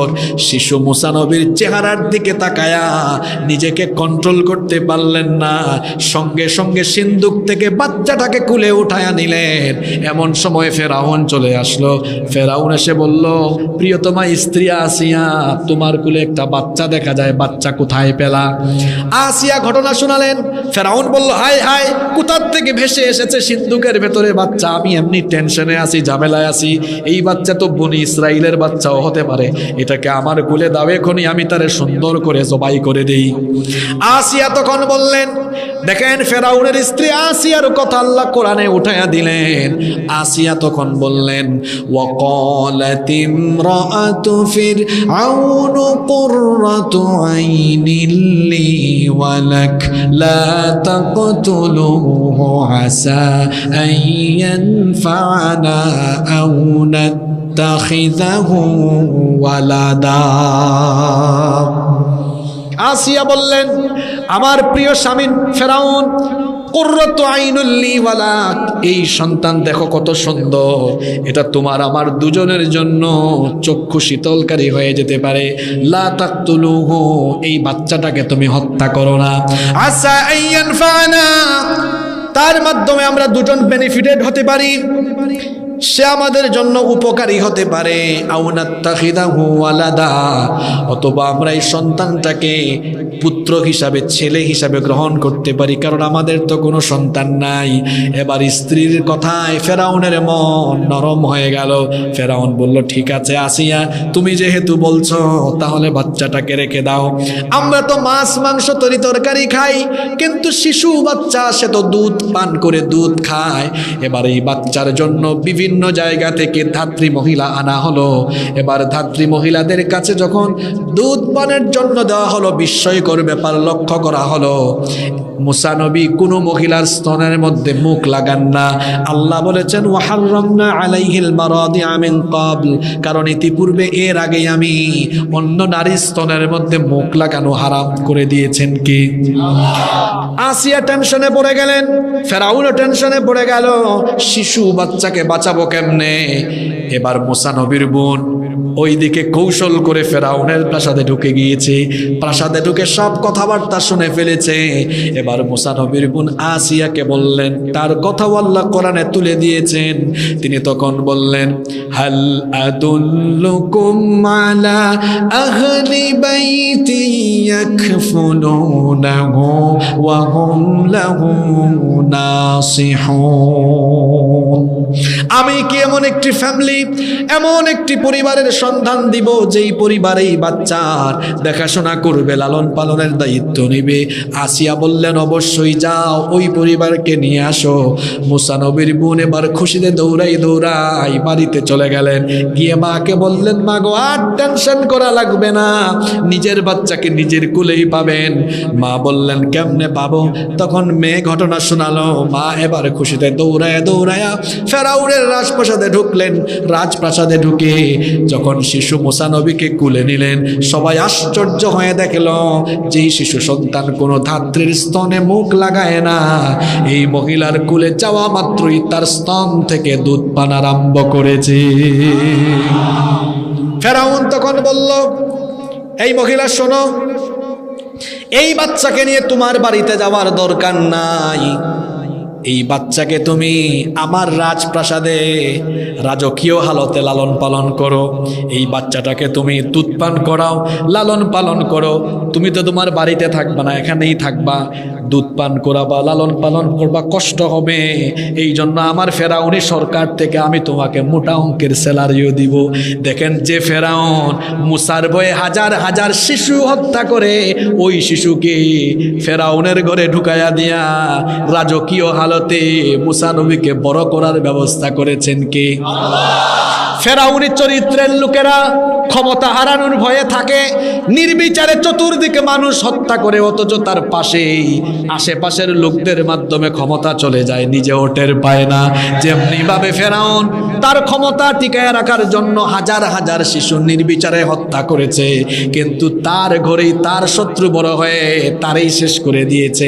ঠিক তেমনি ভাবে কিয়ামত পর্যন্ত যত লোকেরা ফেরাউনি করে মানুষের উপর জুলুম করবে, তাদের আশপাশের লোকদের মাধ্যমে নির্লজ্জভাবে তারা ক্ষমতা হারাবে। ফেরাউনের ঘরে কে? জোরে বলে। এখন শাহজাদার হালতে বড় হচ্ছেন। সুবহানাল্লাহ। কোরআনের কিচ্ছা শুনতে খারাপ লাগে? এটা কি কিচ্ছা না শিক্ষা আছে? বুঝতেছেন তো শিক্ষা? বড় হয়ে গেছেন মুসা নবী, যুবক। আল্লাহ বলছেন ওয়ালাম্মা বালাগা আশুদ্দাহু ওয়াস্তাওয়া আতাইনাহু হুকমান ওয়া ইলমা। যখন তিনি যৌবনে পদার্পণ করলেন, আল্লাহ তাকে জ্ঞান দিলেন, হিকমত দিলেন। মুসা নবী একদিন দুপুরবেলা বাসা থেকে বের হয়েছেন। এমন সময় দুই লোক ঝগড়া করছে, একজন ফেরাউন বংশের আর একজন মুসা নবীর বংশের। এখন দুই লোক ঝগড়া করছে, মীমাংসার জন্য তিনি এগিয়ে গেলেন। এখন ফেরাউনের বংশের লোক এমনি অন্যায় করতেছে, মুসা নবীর বংশের লোকটার উপর জুলুম করতেছে। মুসা নবী গিয়া মীমাংসা করছেন, তাও সে মানতে চায় না। কারণ অনেক সময় নিজের আশপাশের লোক ক্ষমতায় থাকলে দেখা যায় চেলা চামুন্ডারা তারা এর চাইতে আরো বেশি পাওয়ার খাটায়। আছে না নাই? স্যার এত ভাব নেয় না, স্যারের দারোয়ান যত ভাব নেয়, স্যার এত ভাব নেয় না, স্যারের ড্রাইভার যত ভাব নেয়। এইরকম আছে না নাই? মুসা নবী গিয়া বললেন, বুঝাইলেন, দেখো ঝগড়া কইরো না। কিন্তু ফেরাউনের বংশের লোকটা মানে না। মুসা নবীর রাগ কম না বেশি? এত রাগ মালাকুল মউতকেও থাপ্পড় মেরেছে এমন নবী। আল্লাহু আকবার। উঠছে রাগ, কথা শুনে না, মারছেন একটা কিল মেরেছিলেন দুইজনের ঝগড়া নিরসনের জন্য, মারার উদ্দেশ্য নয়। কিন্তু এক কিলের চুটে ওই লোক দুনিয়া থেকে আউট। আপনারা বলবেন হুজুর এটা কেমন কিচ্ছা, কিল মারলে কি মানুষ মরে? আচ্ছা বক্সিং খেলে না, রেসলিং আরেকটা আছে না, চিকিৎসকরাও তো বলেন মানুষের শরীরে এমন 5-6টা সেন্সিটিভ জায়গা আছে যেখানে একটু কিল লাগাইতে পারলেও মানুষ মরে। এই লোকটা মারা গেল, ফেরাউনের কানে খবর চলে গেল, ফেরাউনের বংশের সব নেতারা এবার ফায়ার হয়ে গেল। ফেরাউন বলল, মুসাকে এখনই গ্রেফতার করে আনো, মুসাকে চরম শাস্তি দেওয়া হবে। ওই সভাসদে একজন ব্যক্তি ছিলেন যিনি মুসা নবীকে ভালোবাসতেন, তার কথা কোরআনে এভাবে এসেছে, ওয়াজাআ রাজুলুম মিন আকসাল মাদিনাতি রাজুলুন ইয়াসআ। দৌড়ে দৌড়ে ওই লোক মুসা নবীকে এসে বললেন, মুসা তোমার বিরুদ্ধে গ্রেফতারি পরোয়ানা জারি হয়েছে, তুমি এখন মিশর ছেড়ে চলে যাও।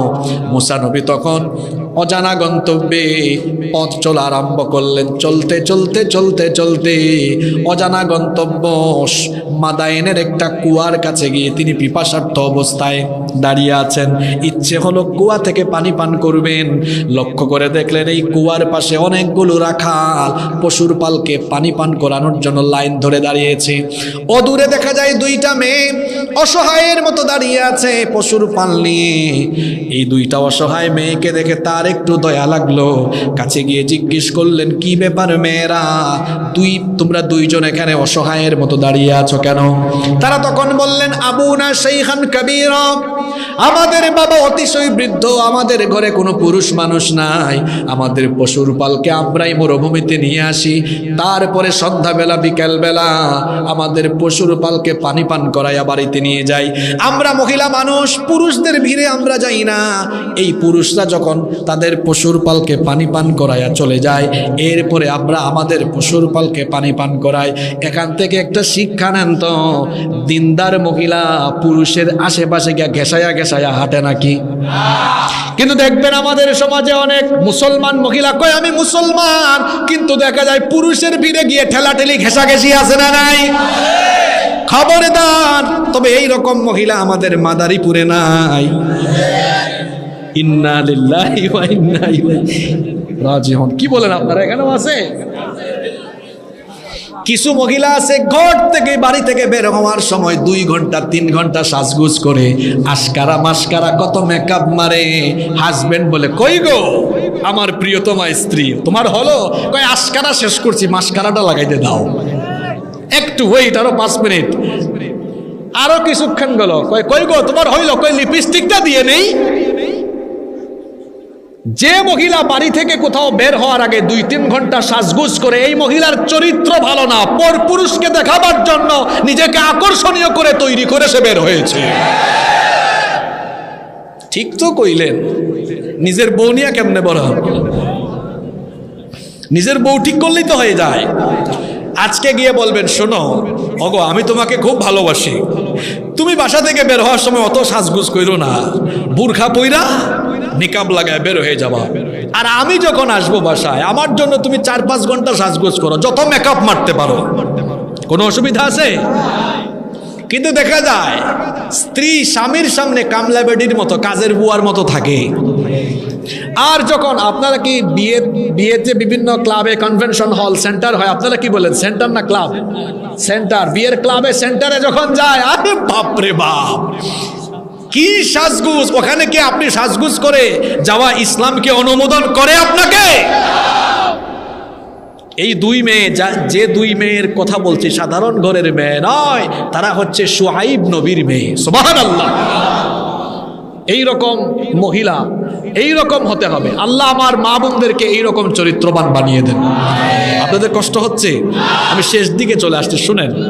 তখন মুসা নবী বললেন, ঠিক আছে দাঁড়াও, তোমাদের পশুর পালকে আজ আমি পানি পান করাবো। মুসা নবী ওই 2 মেয়ের পশুর পালকে পানি পান করাইয়া দিলেন। 2 মেয়ে তাদের পশুর পাল নিয়ে বাড়িতে চলে গেল। তাদের বাবা হচ্ছেন নবী শুআইব আলাইহিস সালাম, যাকে আল্লাহ মাদায়েনবাসীদের জন্য নবী বানিয়েছেন। তিনি বললেন, কি ব্যাপার আমার মেয়েরা, প্রত্যেক দিন বাড়িতে আসতে তোমাদের দেরি হয়, আজকে কেন এত তাড়াতাড়ি চলে আসলে? 2 মেয়ে তখন বলল, আব্বাজান ঘটনা হলো এই রকম, এক যুবক আমাদের পশুর পালকে আজকে পানি পান করিয়ে দিয়েছে। শুআইব নবী বললেন, যেহেতু একটা যুবক তোমাদেরকে উপকার করেছে, তাকে কিছু হাদিয়া দিলে ভালো হবে, যাও তোমরা তাকে আমার কাছে ডেকে নিয়ে আসো। ওইদিকে মুসা নবী পিপাসার্ত অবস্থায় কুয়া থেকে পানি পান করে গাছের ছায়ার নিচে আশ্রয় নিয়েছেন আর দোয়া করেছেন, আল্লাহ এমন এক অজানা এলাকায় এসে যে কোনো মানুষজন আমার পরিচিত নাই, আমার জন্য থাকা খাওয়ার একটা ব্যবস্থা করে দাও। তিনি করেছেন দোয়া। অন্যদিকে শুআইব নবীর 2 মেয়ে খুঁজতে খুঁজতে ওই কুয়ার কাছে গাছের ছায়ায় যেখানে মুসা নবী, সেখানে মুসা নবী তাদের দিকে লক্ষ্য করে এরপরে চক্ষুটা নিচের দিকে দিয়ে দিলেন, বললেন, কেন এসেছেন? তারা বললেন, আমাদের আব্বাজান আপনাকে ডেকেছেন, তিনি আপনাকে পুরস্কৃত করতে চান। মুসা নবী মনে মনে ভাবলেন, দোয়া যেটা করেছি মনে হয় কাম হইছে। তিনি এবার মেয়েদেরকে বললেন, শোনো, তোমাদের বাড়িতে আমি যে যাব, তোমরা তো 2টা মেয়ে মানুষ, আমার সামনে হাঁটবা না। আমার সামনে হাঁটলে এটা আমার জন্য ফিতনা হয়ে যেতে পারে, সুতরাং তোমরা আমার পিছনে যাও, আমি তোমাদের সামনে থাকবো, ডানে না বামে যাব তোমরা আমাকে বলে দিবা।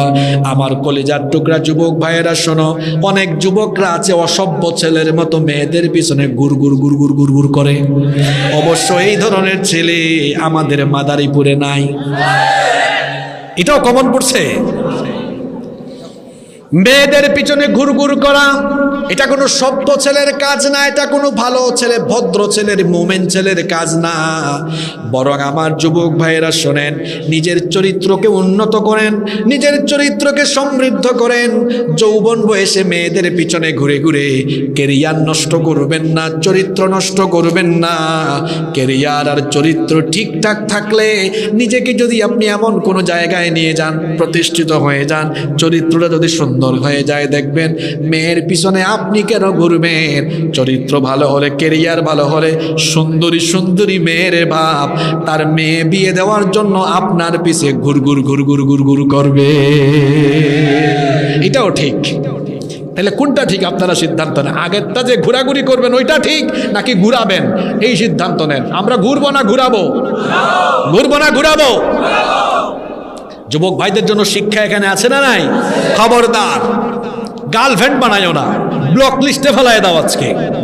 আজকে ব্লক লিস্টে ফেলায় দাও।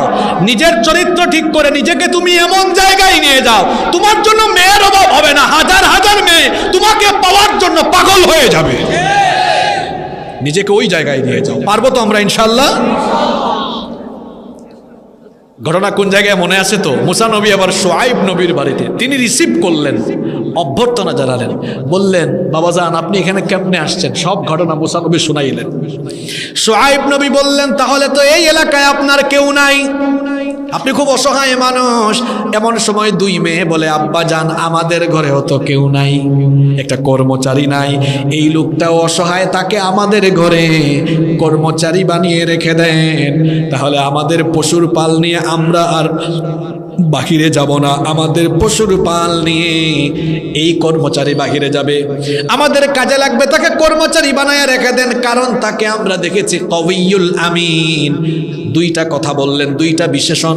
কবি মানে শক্তিশালী, আমিন মানে হলো আমানতদার, বিশ্বস্ত। শুআইব নবী বললেন আচ্ছা মেয়েরা শোনো, আমার আম্মাজানরা শোনো, এই যুবককে যে তোমরা বললা শক্তিশালী এবং আমানতদার, এটা তোমরা কেমনে জানলা?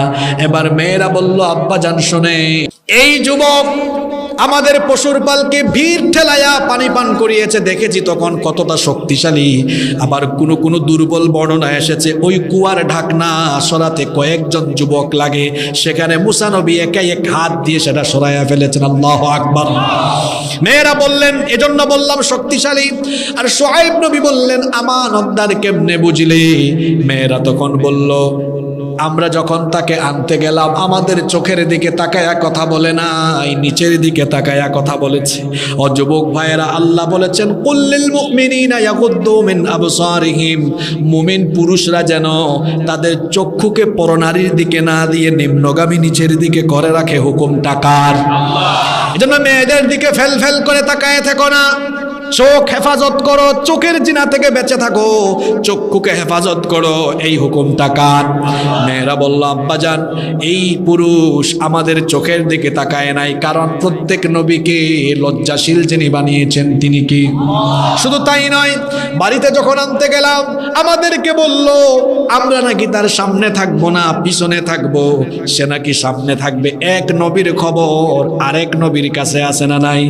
শুআইব নবী এই কথা শুনেই বুঝে ফেললেন আল্লাহর কসম এটা সাধারণ মানুষের স্বভাব নয়, এটা পয়গম্বরী স্বভাব।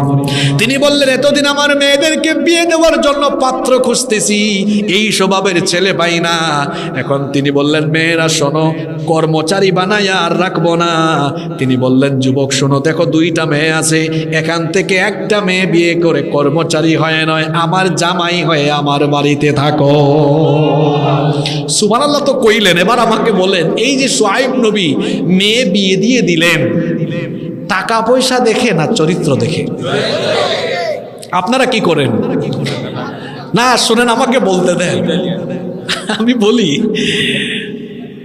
আমি ওই দিন সিলেটে গিয়েছি বহুদিন পর, এক রেস্টুরেন্টে ঢুকেছি, লন্ডন প্রবাসী এক ছেলে একবারে চলে এসেছে, যাইতে পারে না। তো বলতেছে হুজুর আমি আপনাদের কিন্তু চিনি। আমি বললাম চিনোতে খান্দা দাও, সিলেটি ভাষায় বললাম, মানে চিনো তাহলে কাছে আসো, চিনো তাইলে খান্দা দাও। আসছে মানে কাছে আসো। তো অনেক কথাবার্তা হলো, এরপরে বলতেছে হুজুর আমি লন্ডন থেকে একবারে চলে আসছি, যাইতেও পারছি না, এই জন্য মানে সিলেটি ভাষায় বলছে কেউ তার ফুরি আমার কাছে বিয়া দেয় না। যেখানেই প্রস্তাব নিয়ে যাই বলে কিতা লন্ডন থাকো না কই থাকো। সমস্যা। মেয়ের জন্য প্রস্তাব আসলে বলে কি মাদারীপুর শহরে বাড়ি আছে, ঢাকায় ব্যবসা আছে, বাড়ি আছে, সরকারি চাকরি আছে নাকি? আগেই বলে ফেলে সরকারি চাকরি। সরকারি চাকরি একটা সম্মানজনক চাকরি, এতে কোনো সন্দেহ আছে? তো মেয়ে বিয়ে দেওয়ার সময় সরকারি চাকরি দেখছেন ভালো কথা, কিন্তু আমাদের সমাজে বেশিরভাগ মানুষ মনে করে সরকারি চাকরিজীবী হইতে পারলে 5-7 বছরে, ঠিক আছে তো? সরকারি চাকরির পাশাপাশি কেউ যদি অন্য কিছু না করে তাহলে সারা জীবন সরকারি চাকরি করে, আমার ভাই বলেই ফেলেছেন আগে, আমি আর বললাম না, কথা ঠিক আছে? কারণ প্রজাতন্ত্রে সর্বোচ্চ বেতন পান মহামান্য রাষ্ট্রপতি। মহামান্য রাষ্ট্রপতির বেতন হলো 1,20,000 টাকা। তাহলে প্রজাতন্ত্রের বাদবাকি কর্মচারীর বেতন মহামান্য রাষ্ট্রপতির থেকে বেশি না কম? তো 30, 40, 50, 60, 70,000 টাকা বেতন পাইয়া চাকরির বয়স 5-7 বছর হয়ে গেছে, গাড়ি বাড়ির অভাব নাই, সম্পদ এত হয়ে গেছে, তার মানে বুঝাই যাচ্ছে লোকটা সরকারি চাকরিতে ঢুকে ঘুষ আর দুর্নীতি করতে করতে পাগল পাড়া হয়ে গিয়েছে, এটা হারামখোর হয়ে গিয়েছে।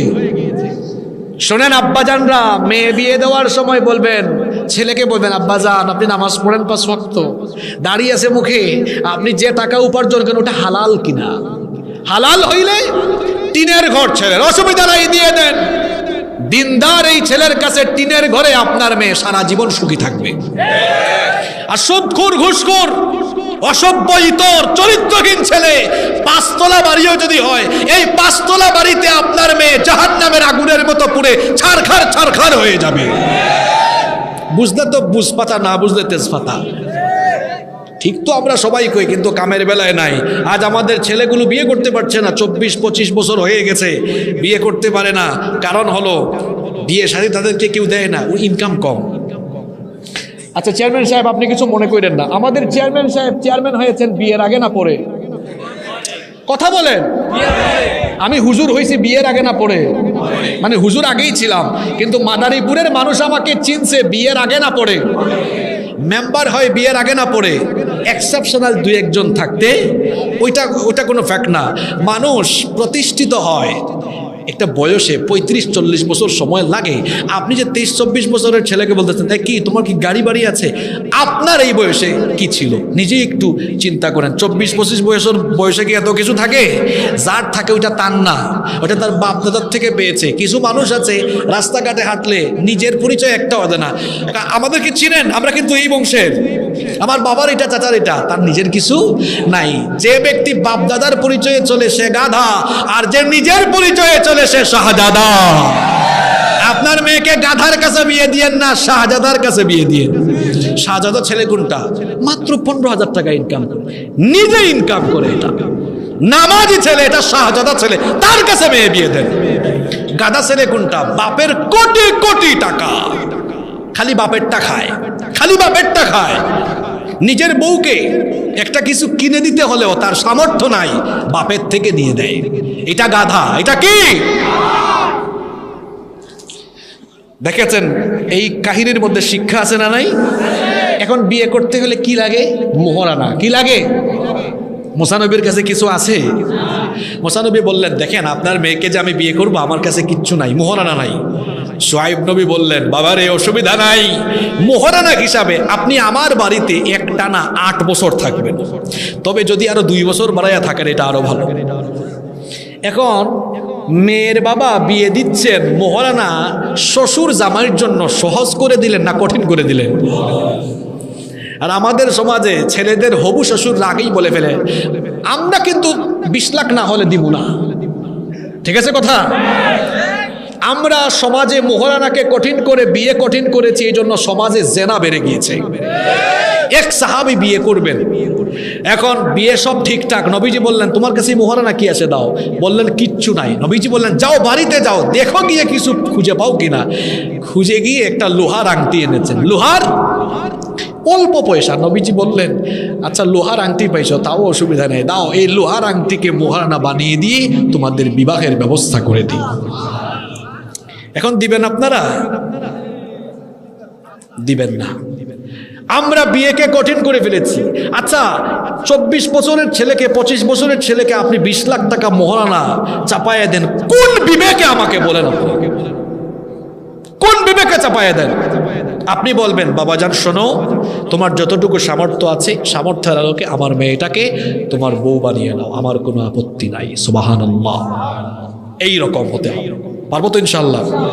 মুসা নবী মেয়ে বিয়ে দিয়ে দিলেন 10 বছর, শুআয়ব নবী মেয়ে বিয়ে দিলেন, মুসা নবী এবার জামাই হয়ে 10 বছর ওই বাড়িতে থাকলেন। সুবহানাল্লাহ পড়েন। 10 বছরে ঘরে আবার 2 সন্তান চলে আসলো। কয়টা? চুক্তির মেয়াদ শেষ। মুসা নবী বললেন আমি আমার স্ত্রী সন্তান নিয়ে আমার দেশে চলে যাব। শুআয়ব নবী বললেন ঠিক আছে বাবা, যান আপনি। যাওয়ার সময় শ্বশুর এবার খুশি হইয়া এক পাল পশু হাদিয়া দিলেন। এবার এই পশুর পাল সহ স্ত্রী সন্তান নিয়ে চলে যাচ্ছেন মিশরের তুর পাহাড়ের সিনাই উপত্যকার তুয়া উপত্যকার কাছে যাওয়ার পরে, লম্বা ঘটনা সংক্ষেপে বলছি, সেখানে আল্লাহ তাআলা মুসা নবী এবং তার ভাই হারুন আলাইহিস সালাম দুইজনকে একসাথে নবুয়ত দিলেন, সুবহানাল্লাহ। আর বললেন ইযহাব ইলা ফিরআউনা ইন্নাহু, ফেরাউনের কাছে গিয়ে দাওয়াত দাও। এবার 10 বছর পরে মুসা নবী ফেরাউনের কাছে গেছেন ভাই সহ, ভাই হচ্ছেন হারুন। দুই ভাই গিয়ে দাওয়াত দিয়েছেন। ফেরাউন কয় কি ব্যাপার, আমার নির্বাচনী এলাকায় তোমরা আবার নতুন কোন রবের দাওয়াত দাও, এখানে তো আমি রব। লম্বা ঘটনা, সে ঈমান আনলো না, মুআজিজা দেখে ও ঈমান আনে নাই। মুসা নবী দাওয়াত দেওয়ার পরে ফেরাউন তার ফেরাউনগিরি কন্টিনিউ করেছে আরো 20 বছর। কত বছর? কথায় আছে শেষ ভালো যার, সব ভালো। আমি ফিনিশিংয়ে আসছি, এই ফিনিশিংয়ের কথাগুলো মনোযোগ দিয়ে শুনতে হবে আপনাদেরকে। আমি কি আপনাদেরকে সিলেট থেকে এখানে কিচ্ছা শোনাইবার জন্য আসছি না, এখন আমি গুরুত্বপূর্ণ কথাগুলো বলে যাব। সবাই মনোযোগ দিয়ে শুনবেন তো। একটা আলোচনার ফিনিশিং এই সব কথাগুলো শুনতে হয়। মুসা নবী দাওয়াত দেওয়ার পরে ফেরাউনগিরি চালিয়েছে কত বছর? ফেরাউনগিরি মানে কি? যারা ঈমান এনেছে কয়লার মধ্যে তেল গরম করে, গরম তেলে ঈমানদারদেরকে ছেড়ে দিয়েছে, গর্ত খনন করে গর্তে ঢুকাইয়া পিটিয়েছে, জবাই করে মেরে ফেলেছে। ঈমান কি এত সহজ বিষয়? এইরকম ঈমানদারদের উপরে তার ফেরাউনগিরি চালিয়েছে কত বছর? ফেরাউনরা এইরকমই ঈমানদারদেরকে ভয় করে, ঈমানদারদেরকে জেল জুলুম রিমান্ডের নামে ঈমানদারদের জীবনকে এভাবেই দুর্বিষহ করে তোলে। কিন্তু ঈমানদাররা কখনো মাথা নত। কত বছর চলছে ফেরাউনের ফেরাউনগিরি? আপনাদের কাছে আমার প্রশ্ন হলো, যেই দিন মুসা নবীর দাওয়াত সে প্রত্যাখ্যান করেছিল, এই বেয়াদব ফেরাউনকে আল্লাহ কি চাইলে ওই দিন সাইজ করতে পারতেন না? পারতেন কি না? যেমন আপনারাও মাঝে মাঝে বলেন যে পৃথিবীতে এত বড় বড় ফেরাউন, আল্লাহ এত মানুষদের ধরে, এদেরকে আল্লাহ ধরে না কেন? বলেন না অনেক সময়। এবার শুনেন আল্লাহ কেন ধরেন নাই। 20 বছর ফেরাউন তার ফেরাউনগিরি চালালো, আল্লাহ তাকে সাথে সাথে ধরেন নাই, সাথে সাথে শাস্তি দেন নাই। 2টা কারণে। কয়টা কারণে? জোরে বলেন কয়টা? এটা মুখস্থ করে যাবেন এবং এটা মনে রাখবেন। 2টা কারণ। নাম্বার 1, 1 নাম্বার কারণ, যারা ঈমান এনেছে এরা কি সত্যিকারের ঈমানদার, নাকি এরা ঈমানের নামে মুনাফিকি করে? এটা দেখার জন্য, সত্যিকারের ঈমানদারের ঈমান যাচাইয়ের জন্য ঈমানদারের সামনে ফেরাউনি ক্যারেক্টার দরকার আছে। কারণ আপনি বলবেন হুজুর এটার দলিল কোথায়? সূরা আনকাবুত আছে না? সূরা আনকাবুত পড়লেই দেখবেন শুরুতেই আল্লাহ বলেছেন আহাসিবান নাসু আইয়ুতরাকু আইয়াকুলু আমান্না ওয়া হুম লা ইফতানুন। মানুষ কি মনে করেছে ঈমান এনেছে এতটুকু বললেই তাকে ছেড়ে দেওয়া হবে? ওয়া হুম লা ইফতানুন, তাকে পরীক্ষা করা হবে না? ওয়ালাকাদ ফাতান্নাল্লাযীনা মিন ক্বাবলিহিম ফালা ইয়া'লামান্নাল্লাহুল্লাযীনা সাদাকু ওয়ালা ইয়া'লামান্নাল কাযিবিন। পূর্ববর্তী সবাইকেই পরীক্ষা করা হয়েছে, কে ঈমানের দাবিতে সত্যবাদী আর কে মিথ্যাবাদী, যাচাই করতে চান কে?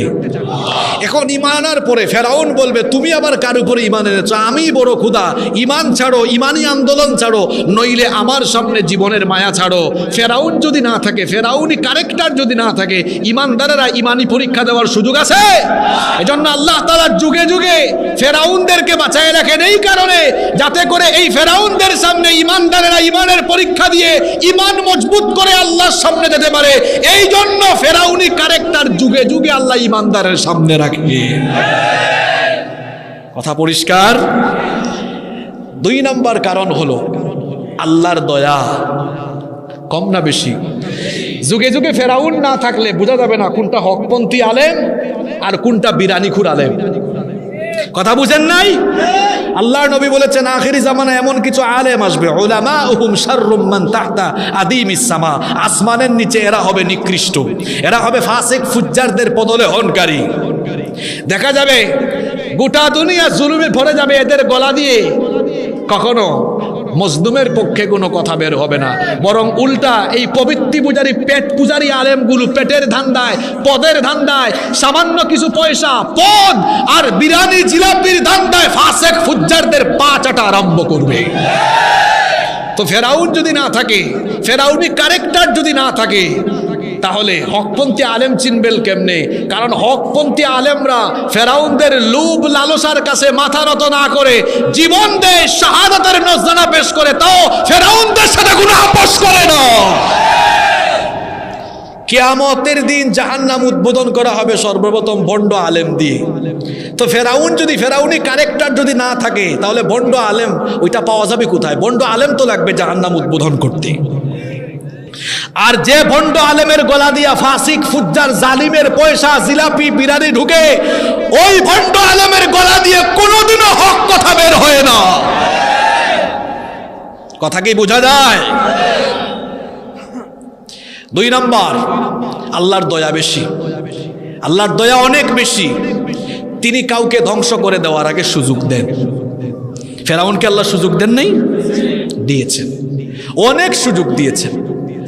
পঙ্গপালের গজব এসেছে, তুফান এসেছে, প্লাবন এসেছে, ব্যাঙের গজব।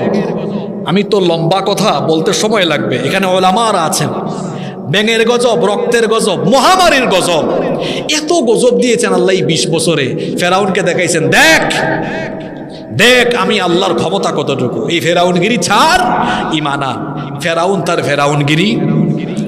আল্লাহর একটা সুন্নত হলো, আল্লাহ তাআলা ছাড় দিলেও ছেড়ে, 20 বছর পরে আল্লাহ তাআলা ধরলেন, ধরার পরে কামটা কি করলেন? পানির অপর নাম কি? পানির অপর নাম? আর ফেরাউনের জন্য হয়েছে কি?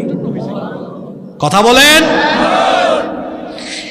লোহিত সাগরে পানিতে নাকানি চুবানি খাওয়াইয়া আল্লাহ তার দলবল সুদ্ধা শেষ করে দিলেন। আল্লাহু আকবার। তাহলে বোঝা গেল ফেরাউনি ক্যারেক্টাররা যতই ফেরাউনগিরি করুক, একটা সময় ফেরাউনগিরি কি হয়ে যায়?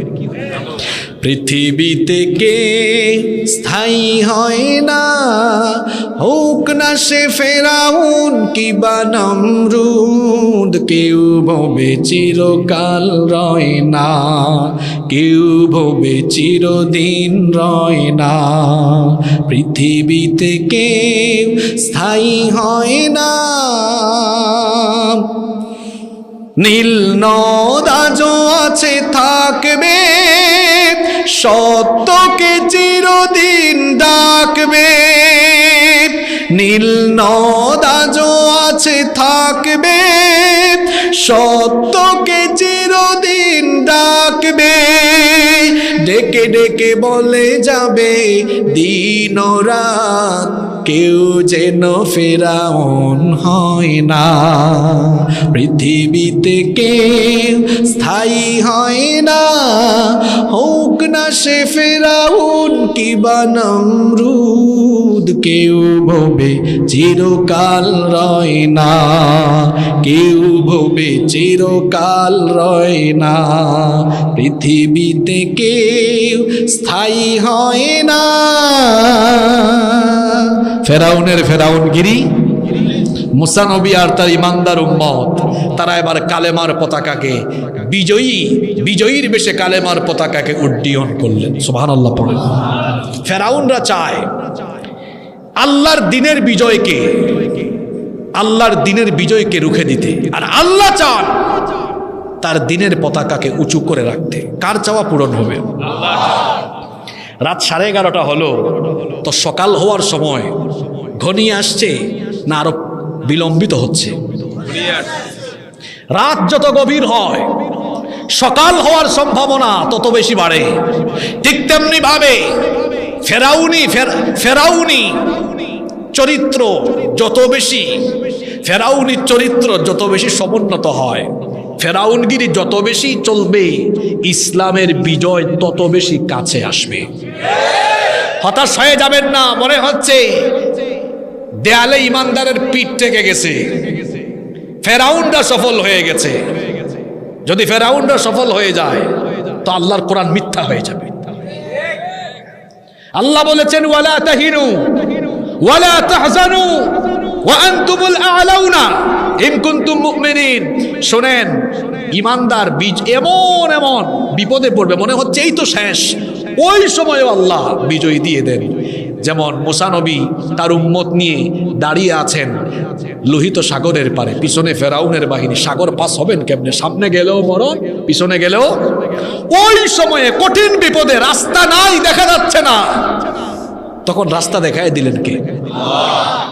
আমাদের নবীর কথা বলি, হিজরতের রাতে যখন গারে সৌরে তিনি আর তার সাথী আবু বকর রাদিয়াল্লাহু আনহু আশ্রয় নিলেন। সকালবেলা কাফিররা চলে গেল সেখানে। আবু বকর রাদিয়াল্লাহু আনহু বলেন, নবী ধরা খেয়ে গেছি আমরা, একদম কাছাকাছি চলে আসছে, আরেকটু আগালেই দেখে ফেলবে, এটা খুব অগভীর একটা গুহা, এখানে আসলেই আমাদের মাথা দেখে ফেলবে। নবীজি বললেন লা তাহজান, কোরআনে আছে ইন্নাল্লাহা মা'ানা, আল্লাহ সাথে আছেন। আল্লাহ কি তখন রক্ষা করেন নাই? চতুর্দিকে অন্ধকার দেখে ভয় পাবেন না, অন্ধকারের শেষে আলো আছে। গর্ভবতী মায়ের প্রসব বেদনা উঠলে পরিবারের সবাই আতঙ্কিত যেমন হয়, মনে মনে অপেক্ষা করে কিছুক্ষণ পর বাচ্চার আওয়াজ শুনবে। কথা ঠিক আছে কিনা?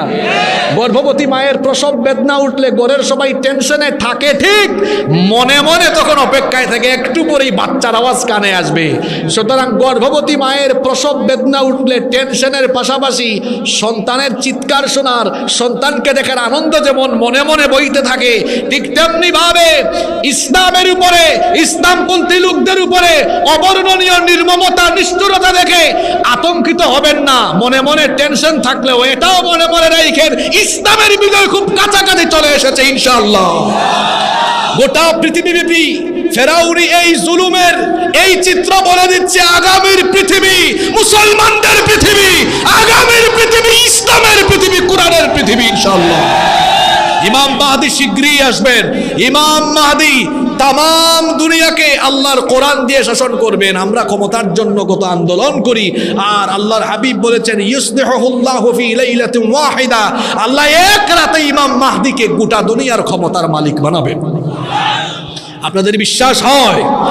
তাহলে আজকের এই আলোচনা থেকে অনেক শিক্ষা পেয়েছে, যুবকরা শিক্ষা পেয়েছে, নারীরা শিক্ষা পেয়েছে। সর্বশেষ শিক্ষা হলো আমাদের ইমান মাঝে মাঝে নড়বড়ে হয়ে যায়, মনে হয় যেন ইমানদাররা এই জমিনে আর টিকবে না, এমনটা ভাবিয়েন না। এর পরের দুইটা আয়াতে আল্লাহ কি বলেছেন? সে চেয়েছিল ইমানদারদেরকে দুর্বল করে রাখতে, আর আমি চেয়েছিলাম আমার ইমানদারদেরকে ক্ষমতায় অধিষ্ঠিত করতে, জমিনের উত্তরাধিকার দিতে। সুবহানাল্লাহ। বনি ইসরাইলরা কি এরপরে কি বনি ইসরাইলরা আল্লাহর হুকুমত কায়েম করে নাই? করেছে। আল্লাহ বলেছেন আমি দেখিয়ে দিয়েছি যাতে করে ওয়ানুরিয়া ফিরআউনা ওয়া হামানা ওয়া জুনুদাহুমা মিনহুম মা কানু ইয়াহযারুন, যাতে করে ফেরাউন, হামান আর তার বাহিনী দেখতে পারে যে তারা যেটা আশঙ্কা করেছিল তাই হয়েছে। ইনশাআল্লাহ ইনশাআল্লাহ এই অন্ধকার থাকবে না, এই অন্ধকার অচিরেই নির্বাপিত হয়ে গোটা দুনিয়াতে কোরআনের আলো উদ্ভাসিত হবে, কোরআনের বিজয় হবেই হবে ইনশাআল্লাহ। আমাদের দায়িত্ব হলো ইমানের উপর ইস্তেকামত থাকা, ইমানের পথে থাকা। ইমান মানে কি? মুখে মুখে বললাম এইটা, আপনার ইমান আপনাকে মসজিদে নিতে পারে না, সুদ ছাড়াতে পারে না, ঘুষ ছাড়াতে পারে না, দুর্নীতি ছাড়াতে পারে না, আপনাকে পর্দা করাতে পারে না। যে ইমান আপনাকে অন্যায় অপরাধ থেকে বাঁচাতে পারে না, এই ইমান ইমান নয়, এই ইমান নিফাকগ্রস্ত হয়ে গিয়েছে। এই ইমানের চিকিৎসা করা জরুরি। এই ইমানের চিকিৎসা করতে হলে কোরআন পড়তে হবে, কোরআন বুঝতে হবে। কোরআন পড়ে, কোরআন বুঝে, কোরআনের রঙে যদি আমরা নিজেদেরকে রঙিন করতে পারি, আগামীর পৃথিবীতে আমরাই আবারও মাথা উঁচু করে দাঁড়াবো, এতে কোনো সন্দেহ নাই ইনশাআল্লাহ। আল্লাহ আমাদেরকে সেই রকম ইমানদার হওয়ার তৌফিক দান করেন। 2 দিন ব্যাপী মাহফিলের বরকতের একটা অংশ হলো মুনাজাত। এই মুনাজাত না করে আপনারা কেউ উঠবেন না। মাহফিল কমিটির কোনো কথা থাকলে সংক্ষেপে আপনার শুনবো, না থাকলে আমরা অনুমতি পেলে সরাসরি মুনাজাতে চলে যাব।